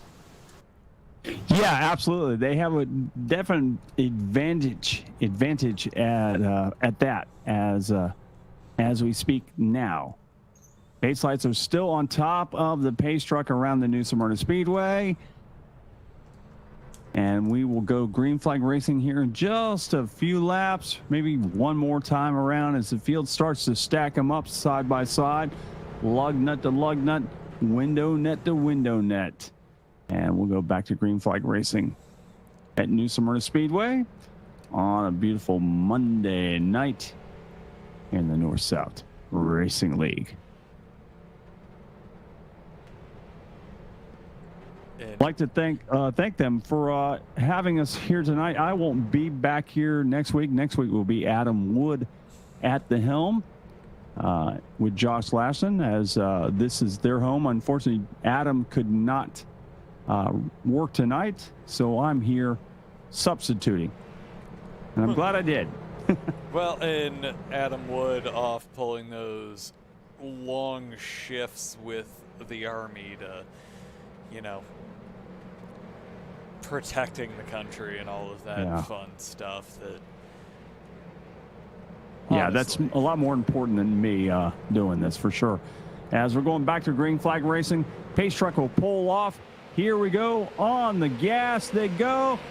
Dante Curtis going to try to figure out how to get around Philip Martin. Philip Martin will pull away by a 1 car length over Dante Curtis, and then it's a side-by-side battle for the 3rd position between Matt Cook and Justin Grosser. Those 2 are side-by-side, and they are just one of many as they are stacked up all around the New Smyrna Speedway behind the 2 leaders. Our top 10 are getting a little bit close as we get to see Will Eastman in that 13 end up dropping back because of a little bit of a happy throttle. He drops, and that actually kind of separates the entirety of the pack as we're focused on Justin Grosser right now, who is starting to see a little bit of a conga line forming behind him. But the 25 of Devin Rogers is trying to find a way around Matt Cook. But I think we've reached the point to where it's time to fall in line and wait, protect the tires, and save for an attack in about 50 laps. As the song says, save tonight. And we'll see. In just a matter of a few laps, as we're at lap 149, we come around this time and be lap 150. And that means there'll be 50 laps left in this feature tonight here at the New Smyrna Speedway, with Philip Martin still leading the way, with Dante Curtis stalking his prey here in New Smyrna.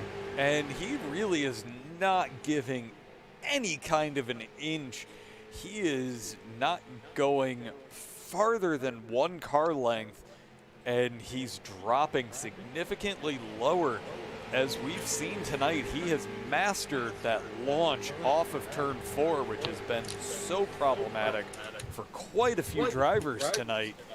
He is just fast, in control, and does not even need to use the entire width of the track to be able to be fast. He's just a very smooth and concise driver for sure. First time seeing him race, and let me just say it's been very impressive watching him run around this track tonight. We've seen a lot of people that drive like him. Every league has one.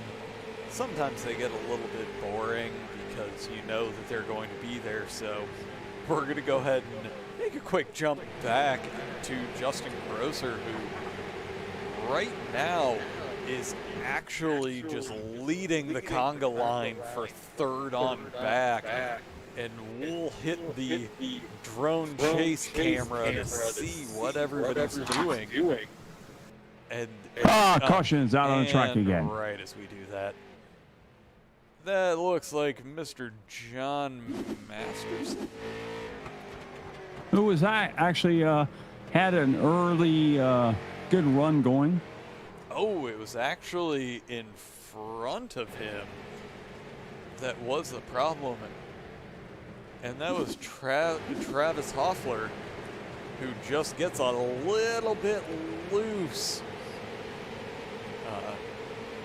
Shocking no one. It was coming off of turn 4. And it looks like John Masterson just kind of finished the job off rather than everybody else has had the opportunity to just spin nice and cleanly. And occasionally. You're just in the wrong place at the wrong time for both people, to where he may have been able to catch that, but in that tight of a pack, any kind of a bobble is definitely going to cause an issue. Yeah, it's going to be bad news. And the bad thing is when you do lose it and you're spun the car's sitting kind of in the middle of the track, you sit there and you go, please don't hit me. Please don't hit me. Please don't hit me. Is that what goes through your brain the entire time you're on a road course, Randy? Yes. No, actually, is don't hit the end of the inside of the track and go around. Don't spin the car. Don't spin the car. That's my thing. Don't overshoot the turn and don't undershoot it. So, for those of you out watching tonight, I think I could actually pinpoint a video that is on the Ghostfire Media channel, and it was Randy running the Legends cars at Lime Rock. Or wait, no, we didn't broadcast that one, and that's why you ran with us. Yeah, I didn't want to be on the broadcast for sure, because I knew it would be bad news. So. Randy is by far not a road course racer. Nope, not going to claim I am at all. Keep me in a car that just goes around in circles, I'm fine. But you put me on a car that has to go right, and to me, cars don't, they shouldn't go right, not race cars. They only go left. To where I'm pretty sure at a race about 2 weeks ago, Randy decided to take me out just to make it to where I actually had to battle to keep third. And I did apologize for that. Yeah, I did apologize because hey, at least I raced in it. The thing is, at least I raced in a road course. Yeah, and I loved having you. I loved having you in the team chat because you know what, running with a Randy Pepper is always fun. Hey, thank you very much. I appreciate it. Same to you, Josh. So here we go. We're going back to green flag racing as Philip Martin will bring him off turn 4. Gets a great run. He'll pull away by a half a car length over Dante Curtis. Curtis trying to hold on the outside line. He's got a challenge from the 38 of Justin Grosser. Grosser tried to hang on to, but he did not. And we got a stack of a hornet's nest back behind him as the 15 of Cook. Devin Rogers. Actually kind of a new Smyrna stable there between Cook and Rogers. Would have been Jack Cook and David Rogers. We saw a lot of races with those guys out of the track. And right now, those two, that's probably a good battle back there. They've got them stacked up between Cook, Rogers, then the 51 of Jared Apel, who's back in the mix, and the number 31 or number 3 of Ryan Johnson. So a lot of good racing back behind the leaders as they pull away from the field. And those two, while they haven't opened up a massive lead, it's still gone single file, which is why sitting here watching Devin Rogers and Jared Apel and Matt Cook, these guys, they're just battling for whatever position they possibly can, as we've got 37 laps left in the race tonight. These guys, as we get our first blinker for quite a while, as Devin is losing a little connection, and that's going to create got into the 51 too. Yeah, and that's going to create a little uncertainty for him. But they're going hard right now, and they're starting to get a little bit of a stack up behind them because neither one can run full speed as they're side by side. As Jared Apel gets the position, but Devin Rogers is trying to hold on as much as he possibly can. As we're starting to see Matt Cook getting a little bit offline where Jared Apel may try to capitalize, but he is going to be under fire from that 25 of Devin Rogers. And we're starting to see Ryan Johnson behind him and Dustin Shepard as we're starting to see a lot of stacking up as we go deeper into the field where this is currently the battle for 10th. As Brandon Klesniski is getting himself down on that outside. Yeah, up on the outside. It's past on Jordan Madren, who is really fighting to get himself back up into that top 10. And as racy as these guys are starting to get, it's not really going away up the front as Philip Martin is only about a quarter of a second in front of Dante Curtis. And as I looked through the comments that we were receiving through the internet, apparently Dante Curtis is known for waiting in the leads and attacking at the last minute.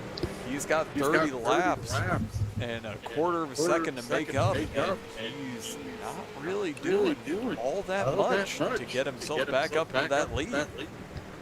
Maybe saving those tires as they're stalking, as he's stalking his prey. Philip Martin holding him off by 1 car length as they make their way off for turn number 2 down the back straightaway at New Smyrna Speedway. Dante looks a little low, not going to make it happen this time. I think he's just kind of waiting his time as the viewers out there who are watching tonight want to thank you for watching the Ghost Fire Media broadcast team of myself, Randy Pepper, and Josh Lassen on the other side. Josh holding all the cameras down. All I'm doing is calling the action as I see it here at the New Smyrna Speedway And now Dante getting a little bit more antsy as he's right behind the Martin car. Martin pulls it down to the bottom of the track, and Dante's right there with him. So the 46 and the 03 are your two leaders right now. They've separated themselves by 1, 2, 3, 4, 5, 6, 7, 8, 9, 10 car lengths over the third place car of Justin Grosser and Jared Apel and Matt Cook back there. As we're starting to see Philip Martin getting a little bit loose on those corner exits, it's causing Dante Curtis to jump back just a little bit just to kind of keep the front end of that car clean, but they're definitely taking very different lines off of turn 4 to where Philip Martin is rounding it a little bit more, but we're seeing Dante Curtis take a more direct line, getting a strong run, but not quite enough to get himself He is into searching. that lead. He's searching. There's no doubt about it. You can watch the Curtis car as he'll look to the inside, he'll look to the outside. He's looking for that preferred line that he can get around that 46.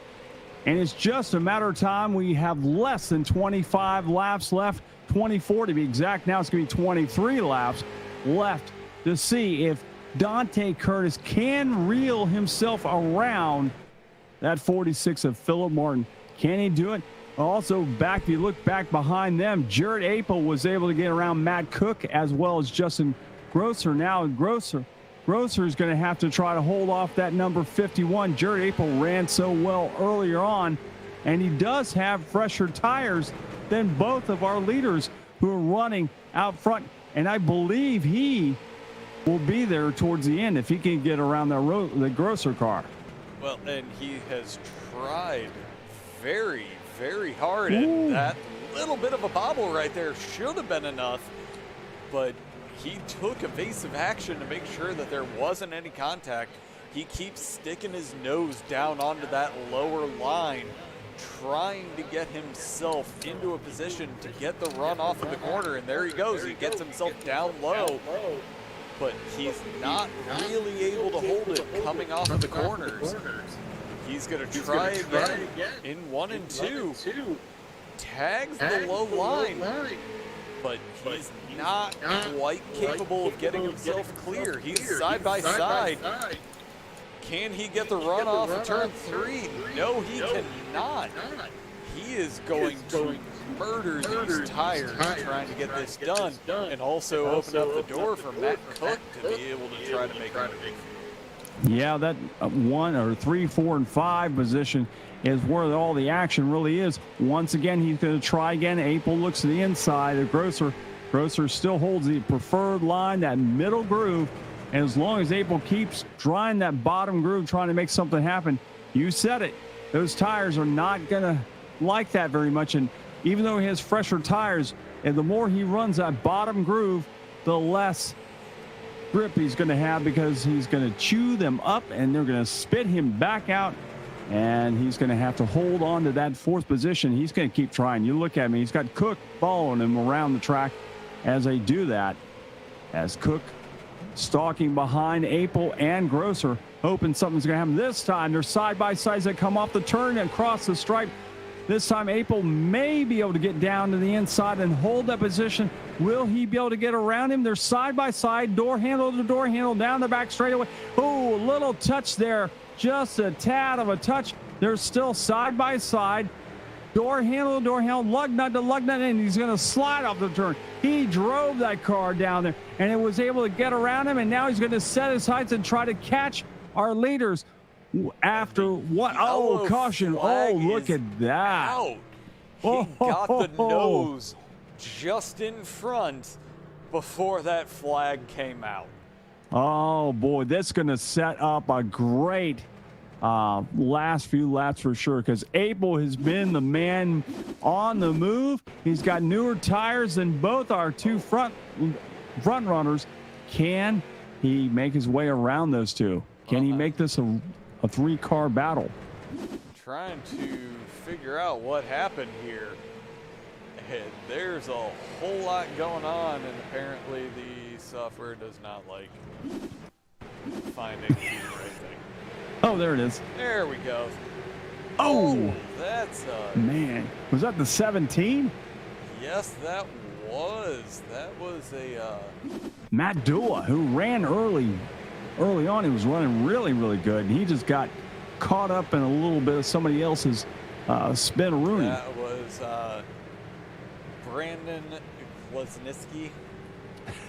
Let's just say, let's go Brandon and get it out of the way, because if your name is Brandon right now, I feel sorry for you, because I have friends that are named Brandon, and they're so tired of people going, let's go Brandon. Yeah, I could feel for him there.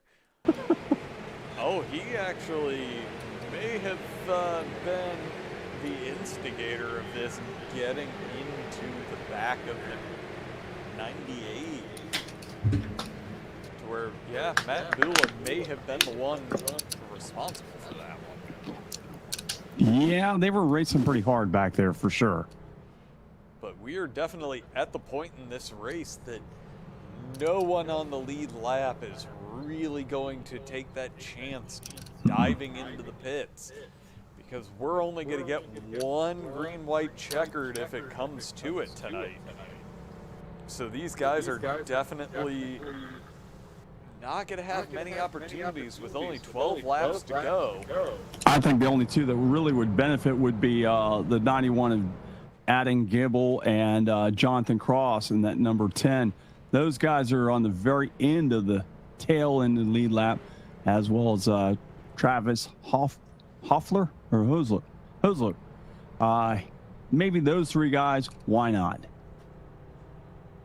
Well, but we have seen passing is not easy on this track. So any kind of a disadvantage that you could put yourself at, I wouldn't do it. But at the same time, those guys aren't at a disadvantage. The only thing they can do is move up. Yeah, absolutely. So there's nothing, no harm, no foul when you're back there just trying to run for that, 17th, 18th, 19th position. Actually, it looks like Cross is actually no, it's looking, yeah, Cross is a lap down, I believe. And here we go, green flag racing with just 10 laps remaining. Off they go down into turn number 1.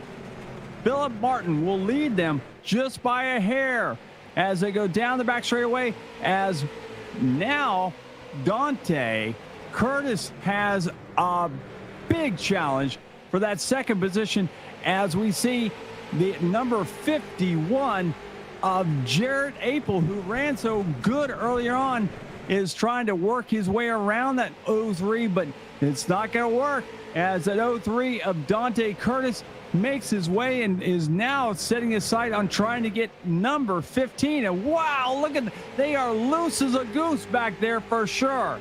Oh, these guys are definitely giving it their all and using every available amount of grip that they possibly have, as we're starting to see the top 3 are starting to separate themselves from the rest of the pack. But once we go back into 4th, Justin Grosser has a hornet's nest right behind him, and no one's given an inch. They are swapping paint in that battle for 5th right now. And whew, hopefully we can make it 7 more laps without any kind of contact, but I really don't think that's going to happen. I don't think so. Grosser, Shepard, Eastman, Cook, Hackard, Rogers, Johnson, all those guys back there are all working on each other. And as long as you're bouncing off of somebody, somebody's probably going to go around sooner or later.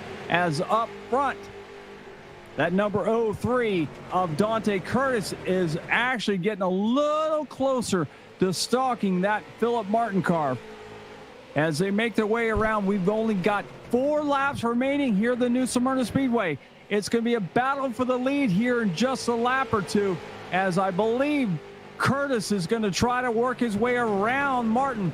And if he starts doing that, I'm not so sure that Apel's going to try to work his way around both of them as they work down the back straightaway into turn number 3 and 4. Off of turn number 4, they come across the line to complete lap 198. They go around. Here comes the Curtis car. He looks to the inside. He's going to follow down in line. 1, 2, and 3.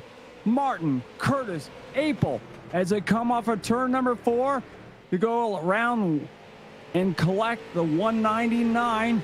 Here they go. 199 is down.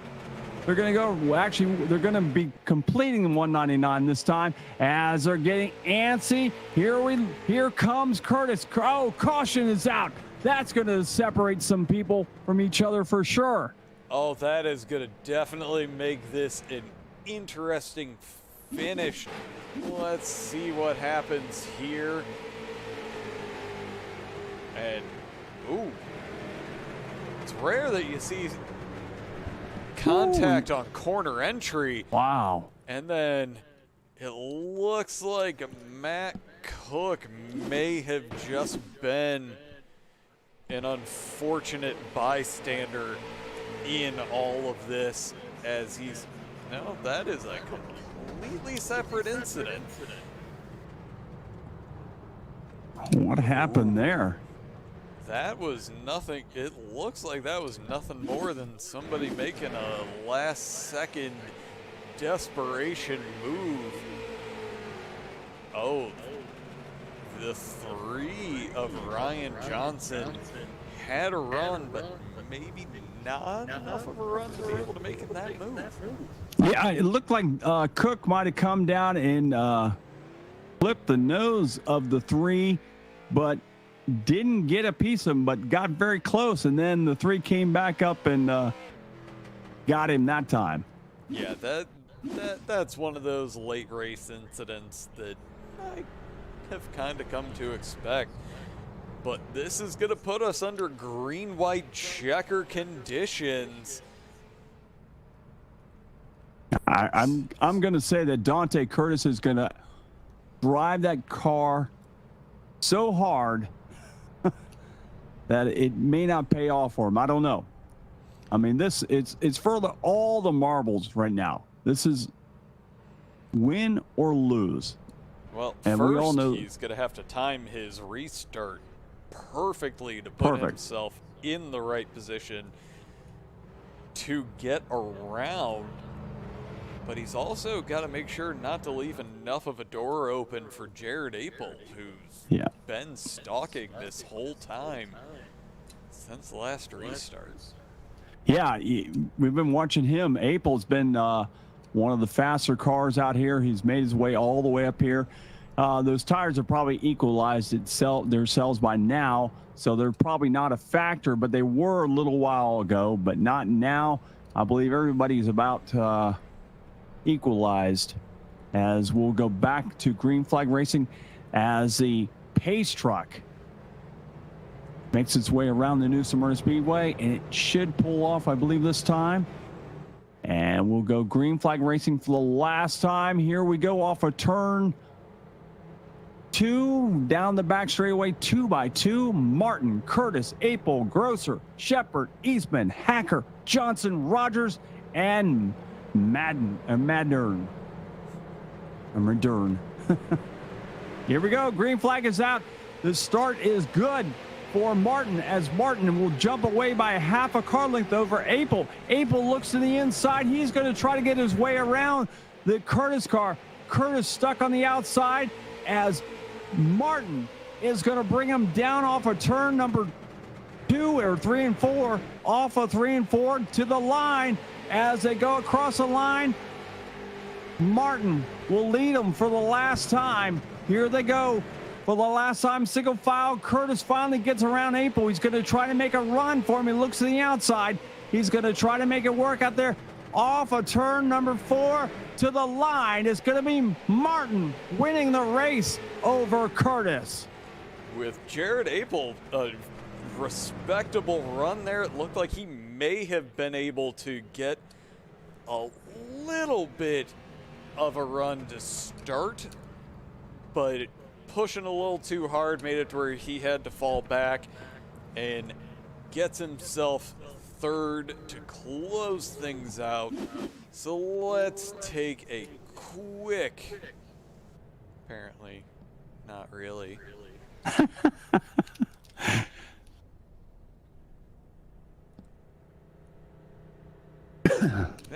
is. All right, our winner tonight, as we see him in the background there, Philip Martin. Second is Dante Curtis. Third is Jared Apel. Fourth, Dustin Shepard. Fifth, Brian Hacker. Sixth, Justin Grosser. Seventh, Devin Rogers. Eighth, Ryan Johnson. Ninth, Jordan Madren. 10th is Ryan Dye. 11th was Al Smith Jr. 12th was Will Eastman. 13th was Adam Gribble. 14th, Cody Hubbard. 15th was John Gross. 16th was Brandon Keselowski. 17th, it was Matt Cook, who ran really well earlier on and unfortunately did not get the finish they were hoping for. So 18th, Josh Ackard. 19th, Travis Hoffler. 20th was Thomas Frisk. Frisk. That's another one of those hard ones. Casey Wood ended up 21st. 22nd was Zach Edwards. 23rd was Matt Dula.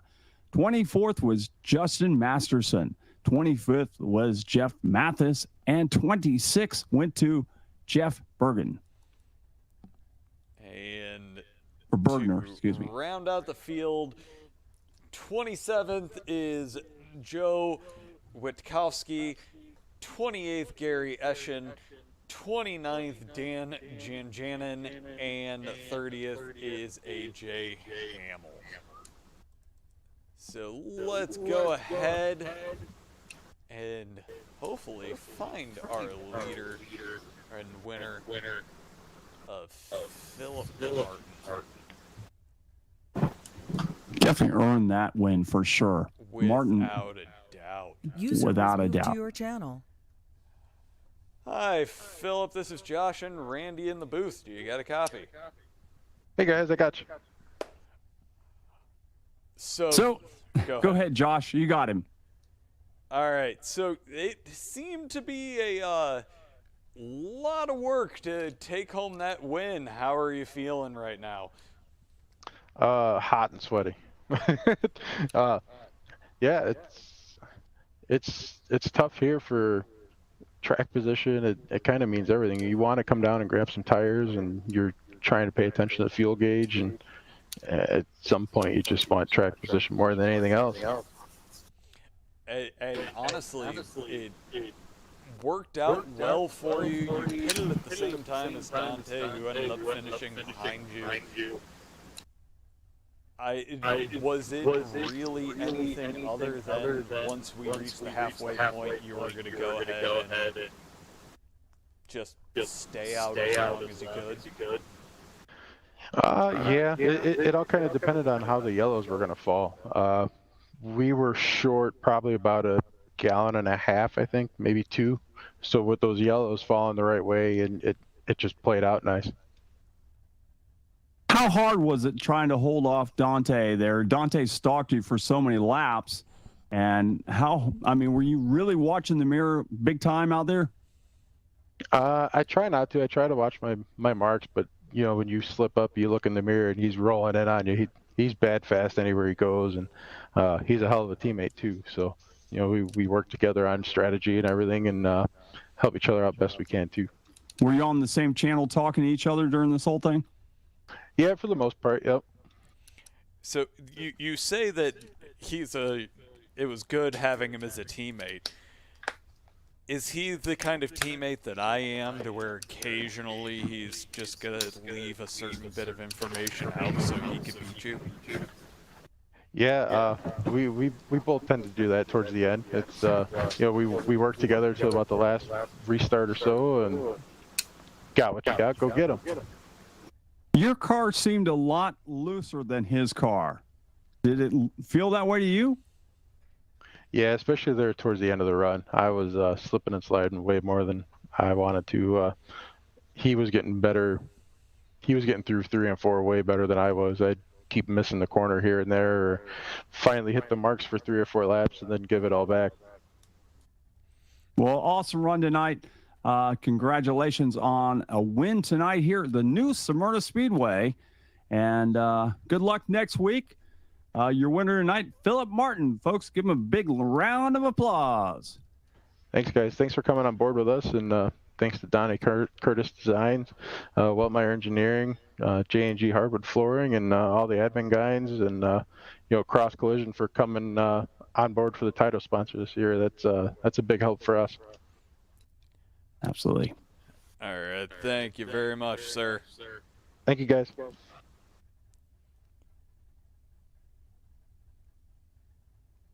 All right. Onward. User left your channel.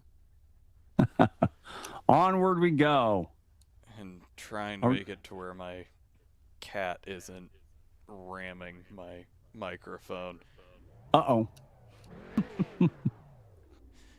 All right, so are we going to try to bring in our second place and third place drivers, or are we just... Yes, I was going to try to, but for some reason it doesn't want to work because every time I try, a certain someone, like my cat, decides User was moved to your channel. Ram microphones. Hey, Dante, this is Josh and Randy in the booth. You got a copy? Yes, sir. Got you guys. Well, congratulations on a second place finish. You stalked our winner, Martin, for many, many laps, and we watched you. You were very, very consistent, and we thought eventually he was going to get loose and we were going to get around him, but I guess you had to settle for second, but you ran really good. Congratulations. Yeah, thank you about that. Me and Phil and Dustin and Dev, we all try and run together and make sure all of us finish. Hopefully we came in hoping we'd all finish like 1 through 6, but that was the best thing for me and Phil there, was just to work together to try and maintain, hold on restarts and just keep our track position. So you weren't really pressuring him as much as it looked like? No, especially right there. There's a couple times that we were able to kind of start pulling away from third, and I would just kind of ease off of him so he didn't have as much pressure. And right after I did that, he picked up a little speed, and we gapped him even more.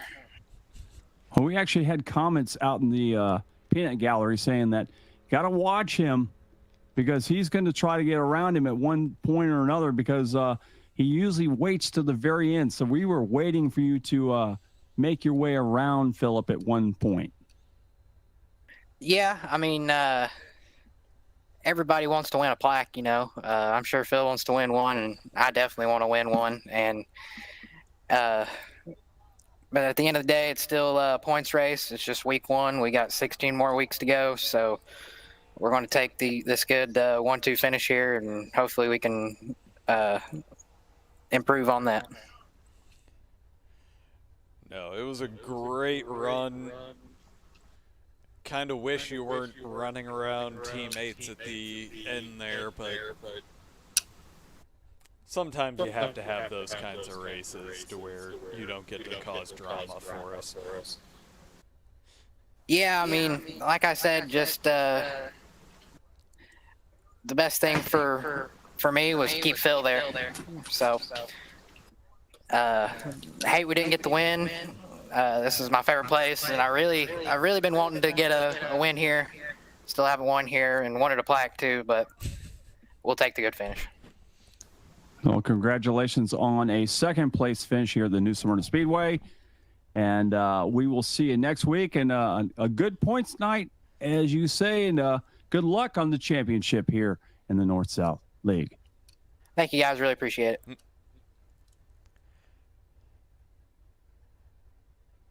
User left your channel. Error. All right, and finally our third place finisher, but ran up at the front quite a bit tonight. User was moved to your channel. Mr. Jared. Yeah. Okay, I have to ask just because I know we slayed it probably all night. How do you say your last name? It's Apel. Yes. Hey, we got it right. We got it. Yes. That doesn't happen Nice. often. Yeah, it really doesn't happen that often. It's better than asshole, I guess. Well, Or there goes our Klinsky PG or whatever that guy's rating. name is. No, it was a great run from you most of the night. You were constantly battling How did it feel after that last pit stop, which was 15 laps later than our leaders? How did it feel working back up through the field? It was kind of someone had to mess up for you to pass them. It's such a one groove track, and then you can try to get underneath them, but you're just gonna slip. You're gonna slide off. So Well, you did an awesome job for how you were back, and you did make your way up there. Once you got around Dustin Shepard for that third position, it kind of played off in your favor as a caution came out there as you just got around Shepard there. So were you hoping that once you got around him that you were going to have something better once you got up there to Dante and Phillip? Yeah, I was hoping I could have a little bit more, but like I could stay with him, but I couldn't get a run by anyone. I could get a run, but they would just pull you off the next corner. Everyone's so close in this league, to still finish top three is pretty good. Well, you ran third, so the guys in this league. You got next week. You going to try to win that, or you got somebody that you have to watch out for next week? I'm not sure where we're racing, but Dante is always fast. Like I think he could have won tonight. He just didn't. It seemed like he was way faster. Just was probably trying not to pass him, maybe in case he couldn't get by him. Then I would get by him. I don't know. He said he was kind of points racing. It seemed like. At least that's what it sounded like. It seemed like that. But he's also got a couple championships, so he knows how to win them. So. I was going to say, next week's Rockingham, so a big track for these cars. Usually those tracks are pretty fun. We do, like Richmond, I think is about the same size, but yeah, we'll see. Should be fun. Well, good run tonight, Jared. Congratulations on a third place finish. We wish you best of luck for the rest of the season, and good luck next week at Rockingham, and have a good one. We'll see you next week. Yeah, thanks guys up there, and I just want to thank Cross Collision and Body for being the title sponsor this season. They do a great job, and 5 Star Realty Group, Kelly's Custom Engraving. They build awesome plaques, Trackside Entertainment, Ghostfire Media, and Nelms Racing for sure. Awesome. Thank you very much for all the plugs there. We appreciate it. Yeah, no problem. Thank you guys. See you next week. User was moved out of your channel. Well, Josh, that's going to wrap it up here at the New Smyrna Speedway. Been great working with you tonight, my friend. And I don't know when our Ghostfire Media podcast resumes. Do you? I don't think we've actually even talked about it. Okay. Well, we haven't talked about that, but if we do, we know we'll be back working together at that. Well, yes, and we get to spend Friday nights back together. But all right, let's go ahead. What do you got for us coming up on Wednesday, sir? Oh, the Sherwood Diecast League, at least sponsored by them. We've got that happening Wednesday night. Myself and Nick Adams will be out the helm for that race. I'm not even sure where we're at, actually, right now. I don't have my paper in front of me, but that's going to be, as always, the Sim 500 guys. They put on a phenomenal show. Trust me, that is one league you don't want to miss. We'll fire that one off just about 9 o'clock Eastern Standard Time.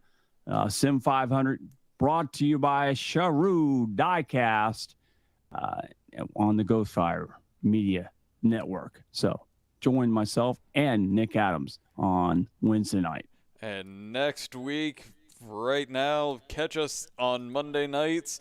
Starting at about 8:50 next week, you'll get myself, Josh Laston, and Adam Wood. Adam Wood! Right back here for the North-South Racing League Street Stock Series from Rockingham. But that's going to do it for us tonight. It's past Randy and I's bedtime. Absolutely. Thank you from everyone at Ghostfire Media. Have yourselves a good evening. Bye. See ya. Thank you for watching iRacing on the Ghostfire Media Network.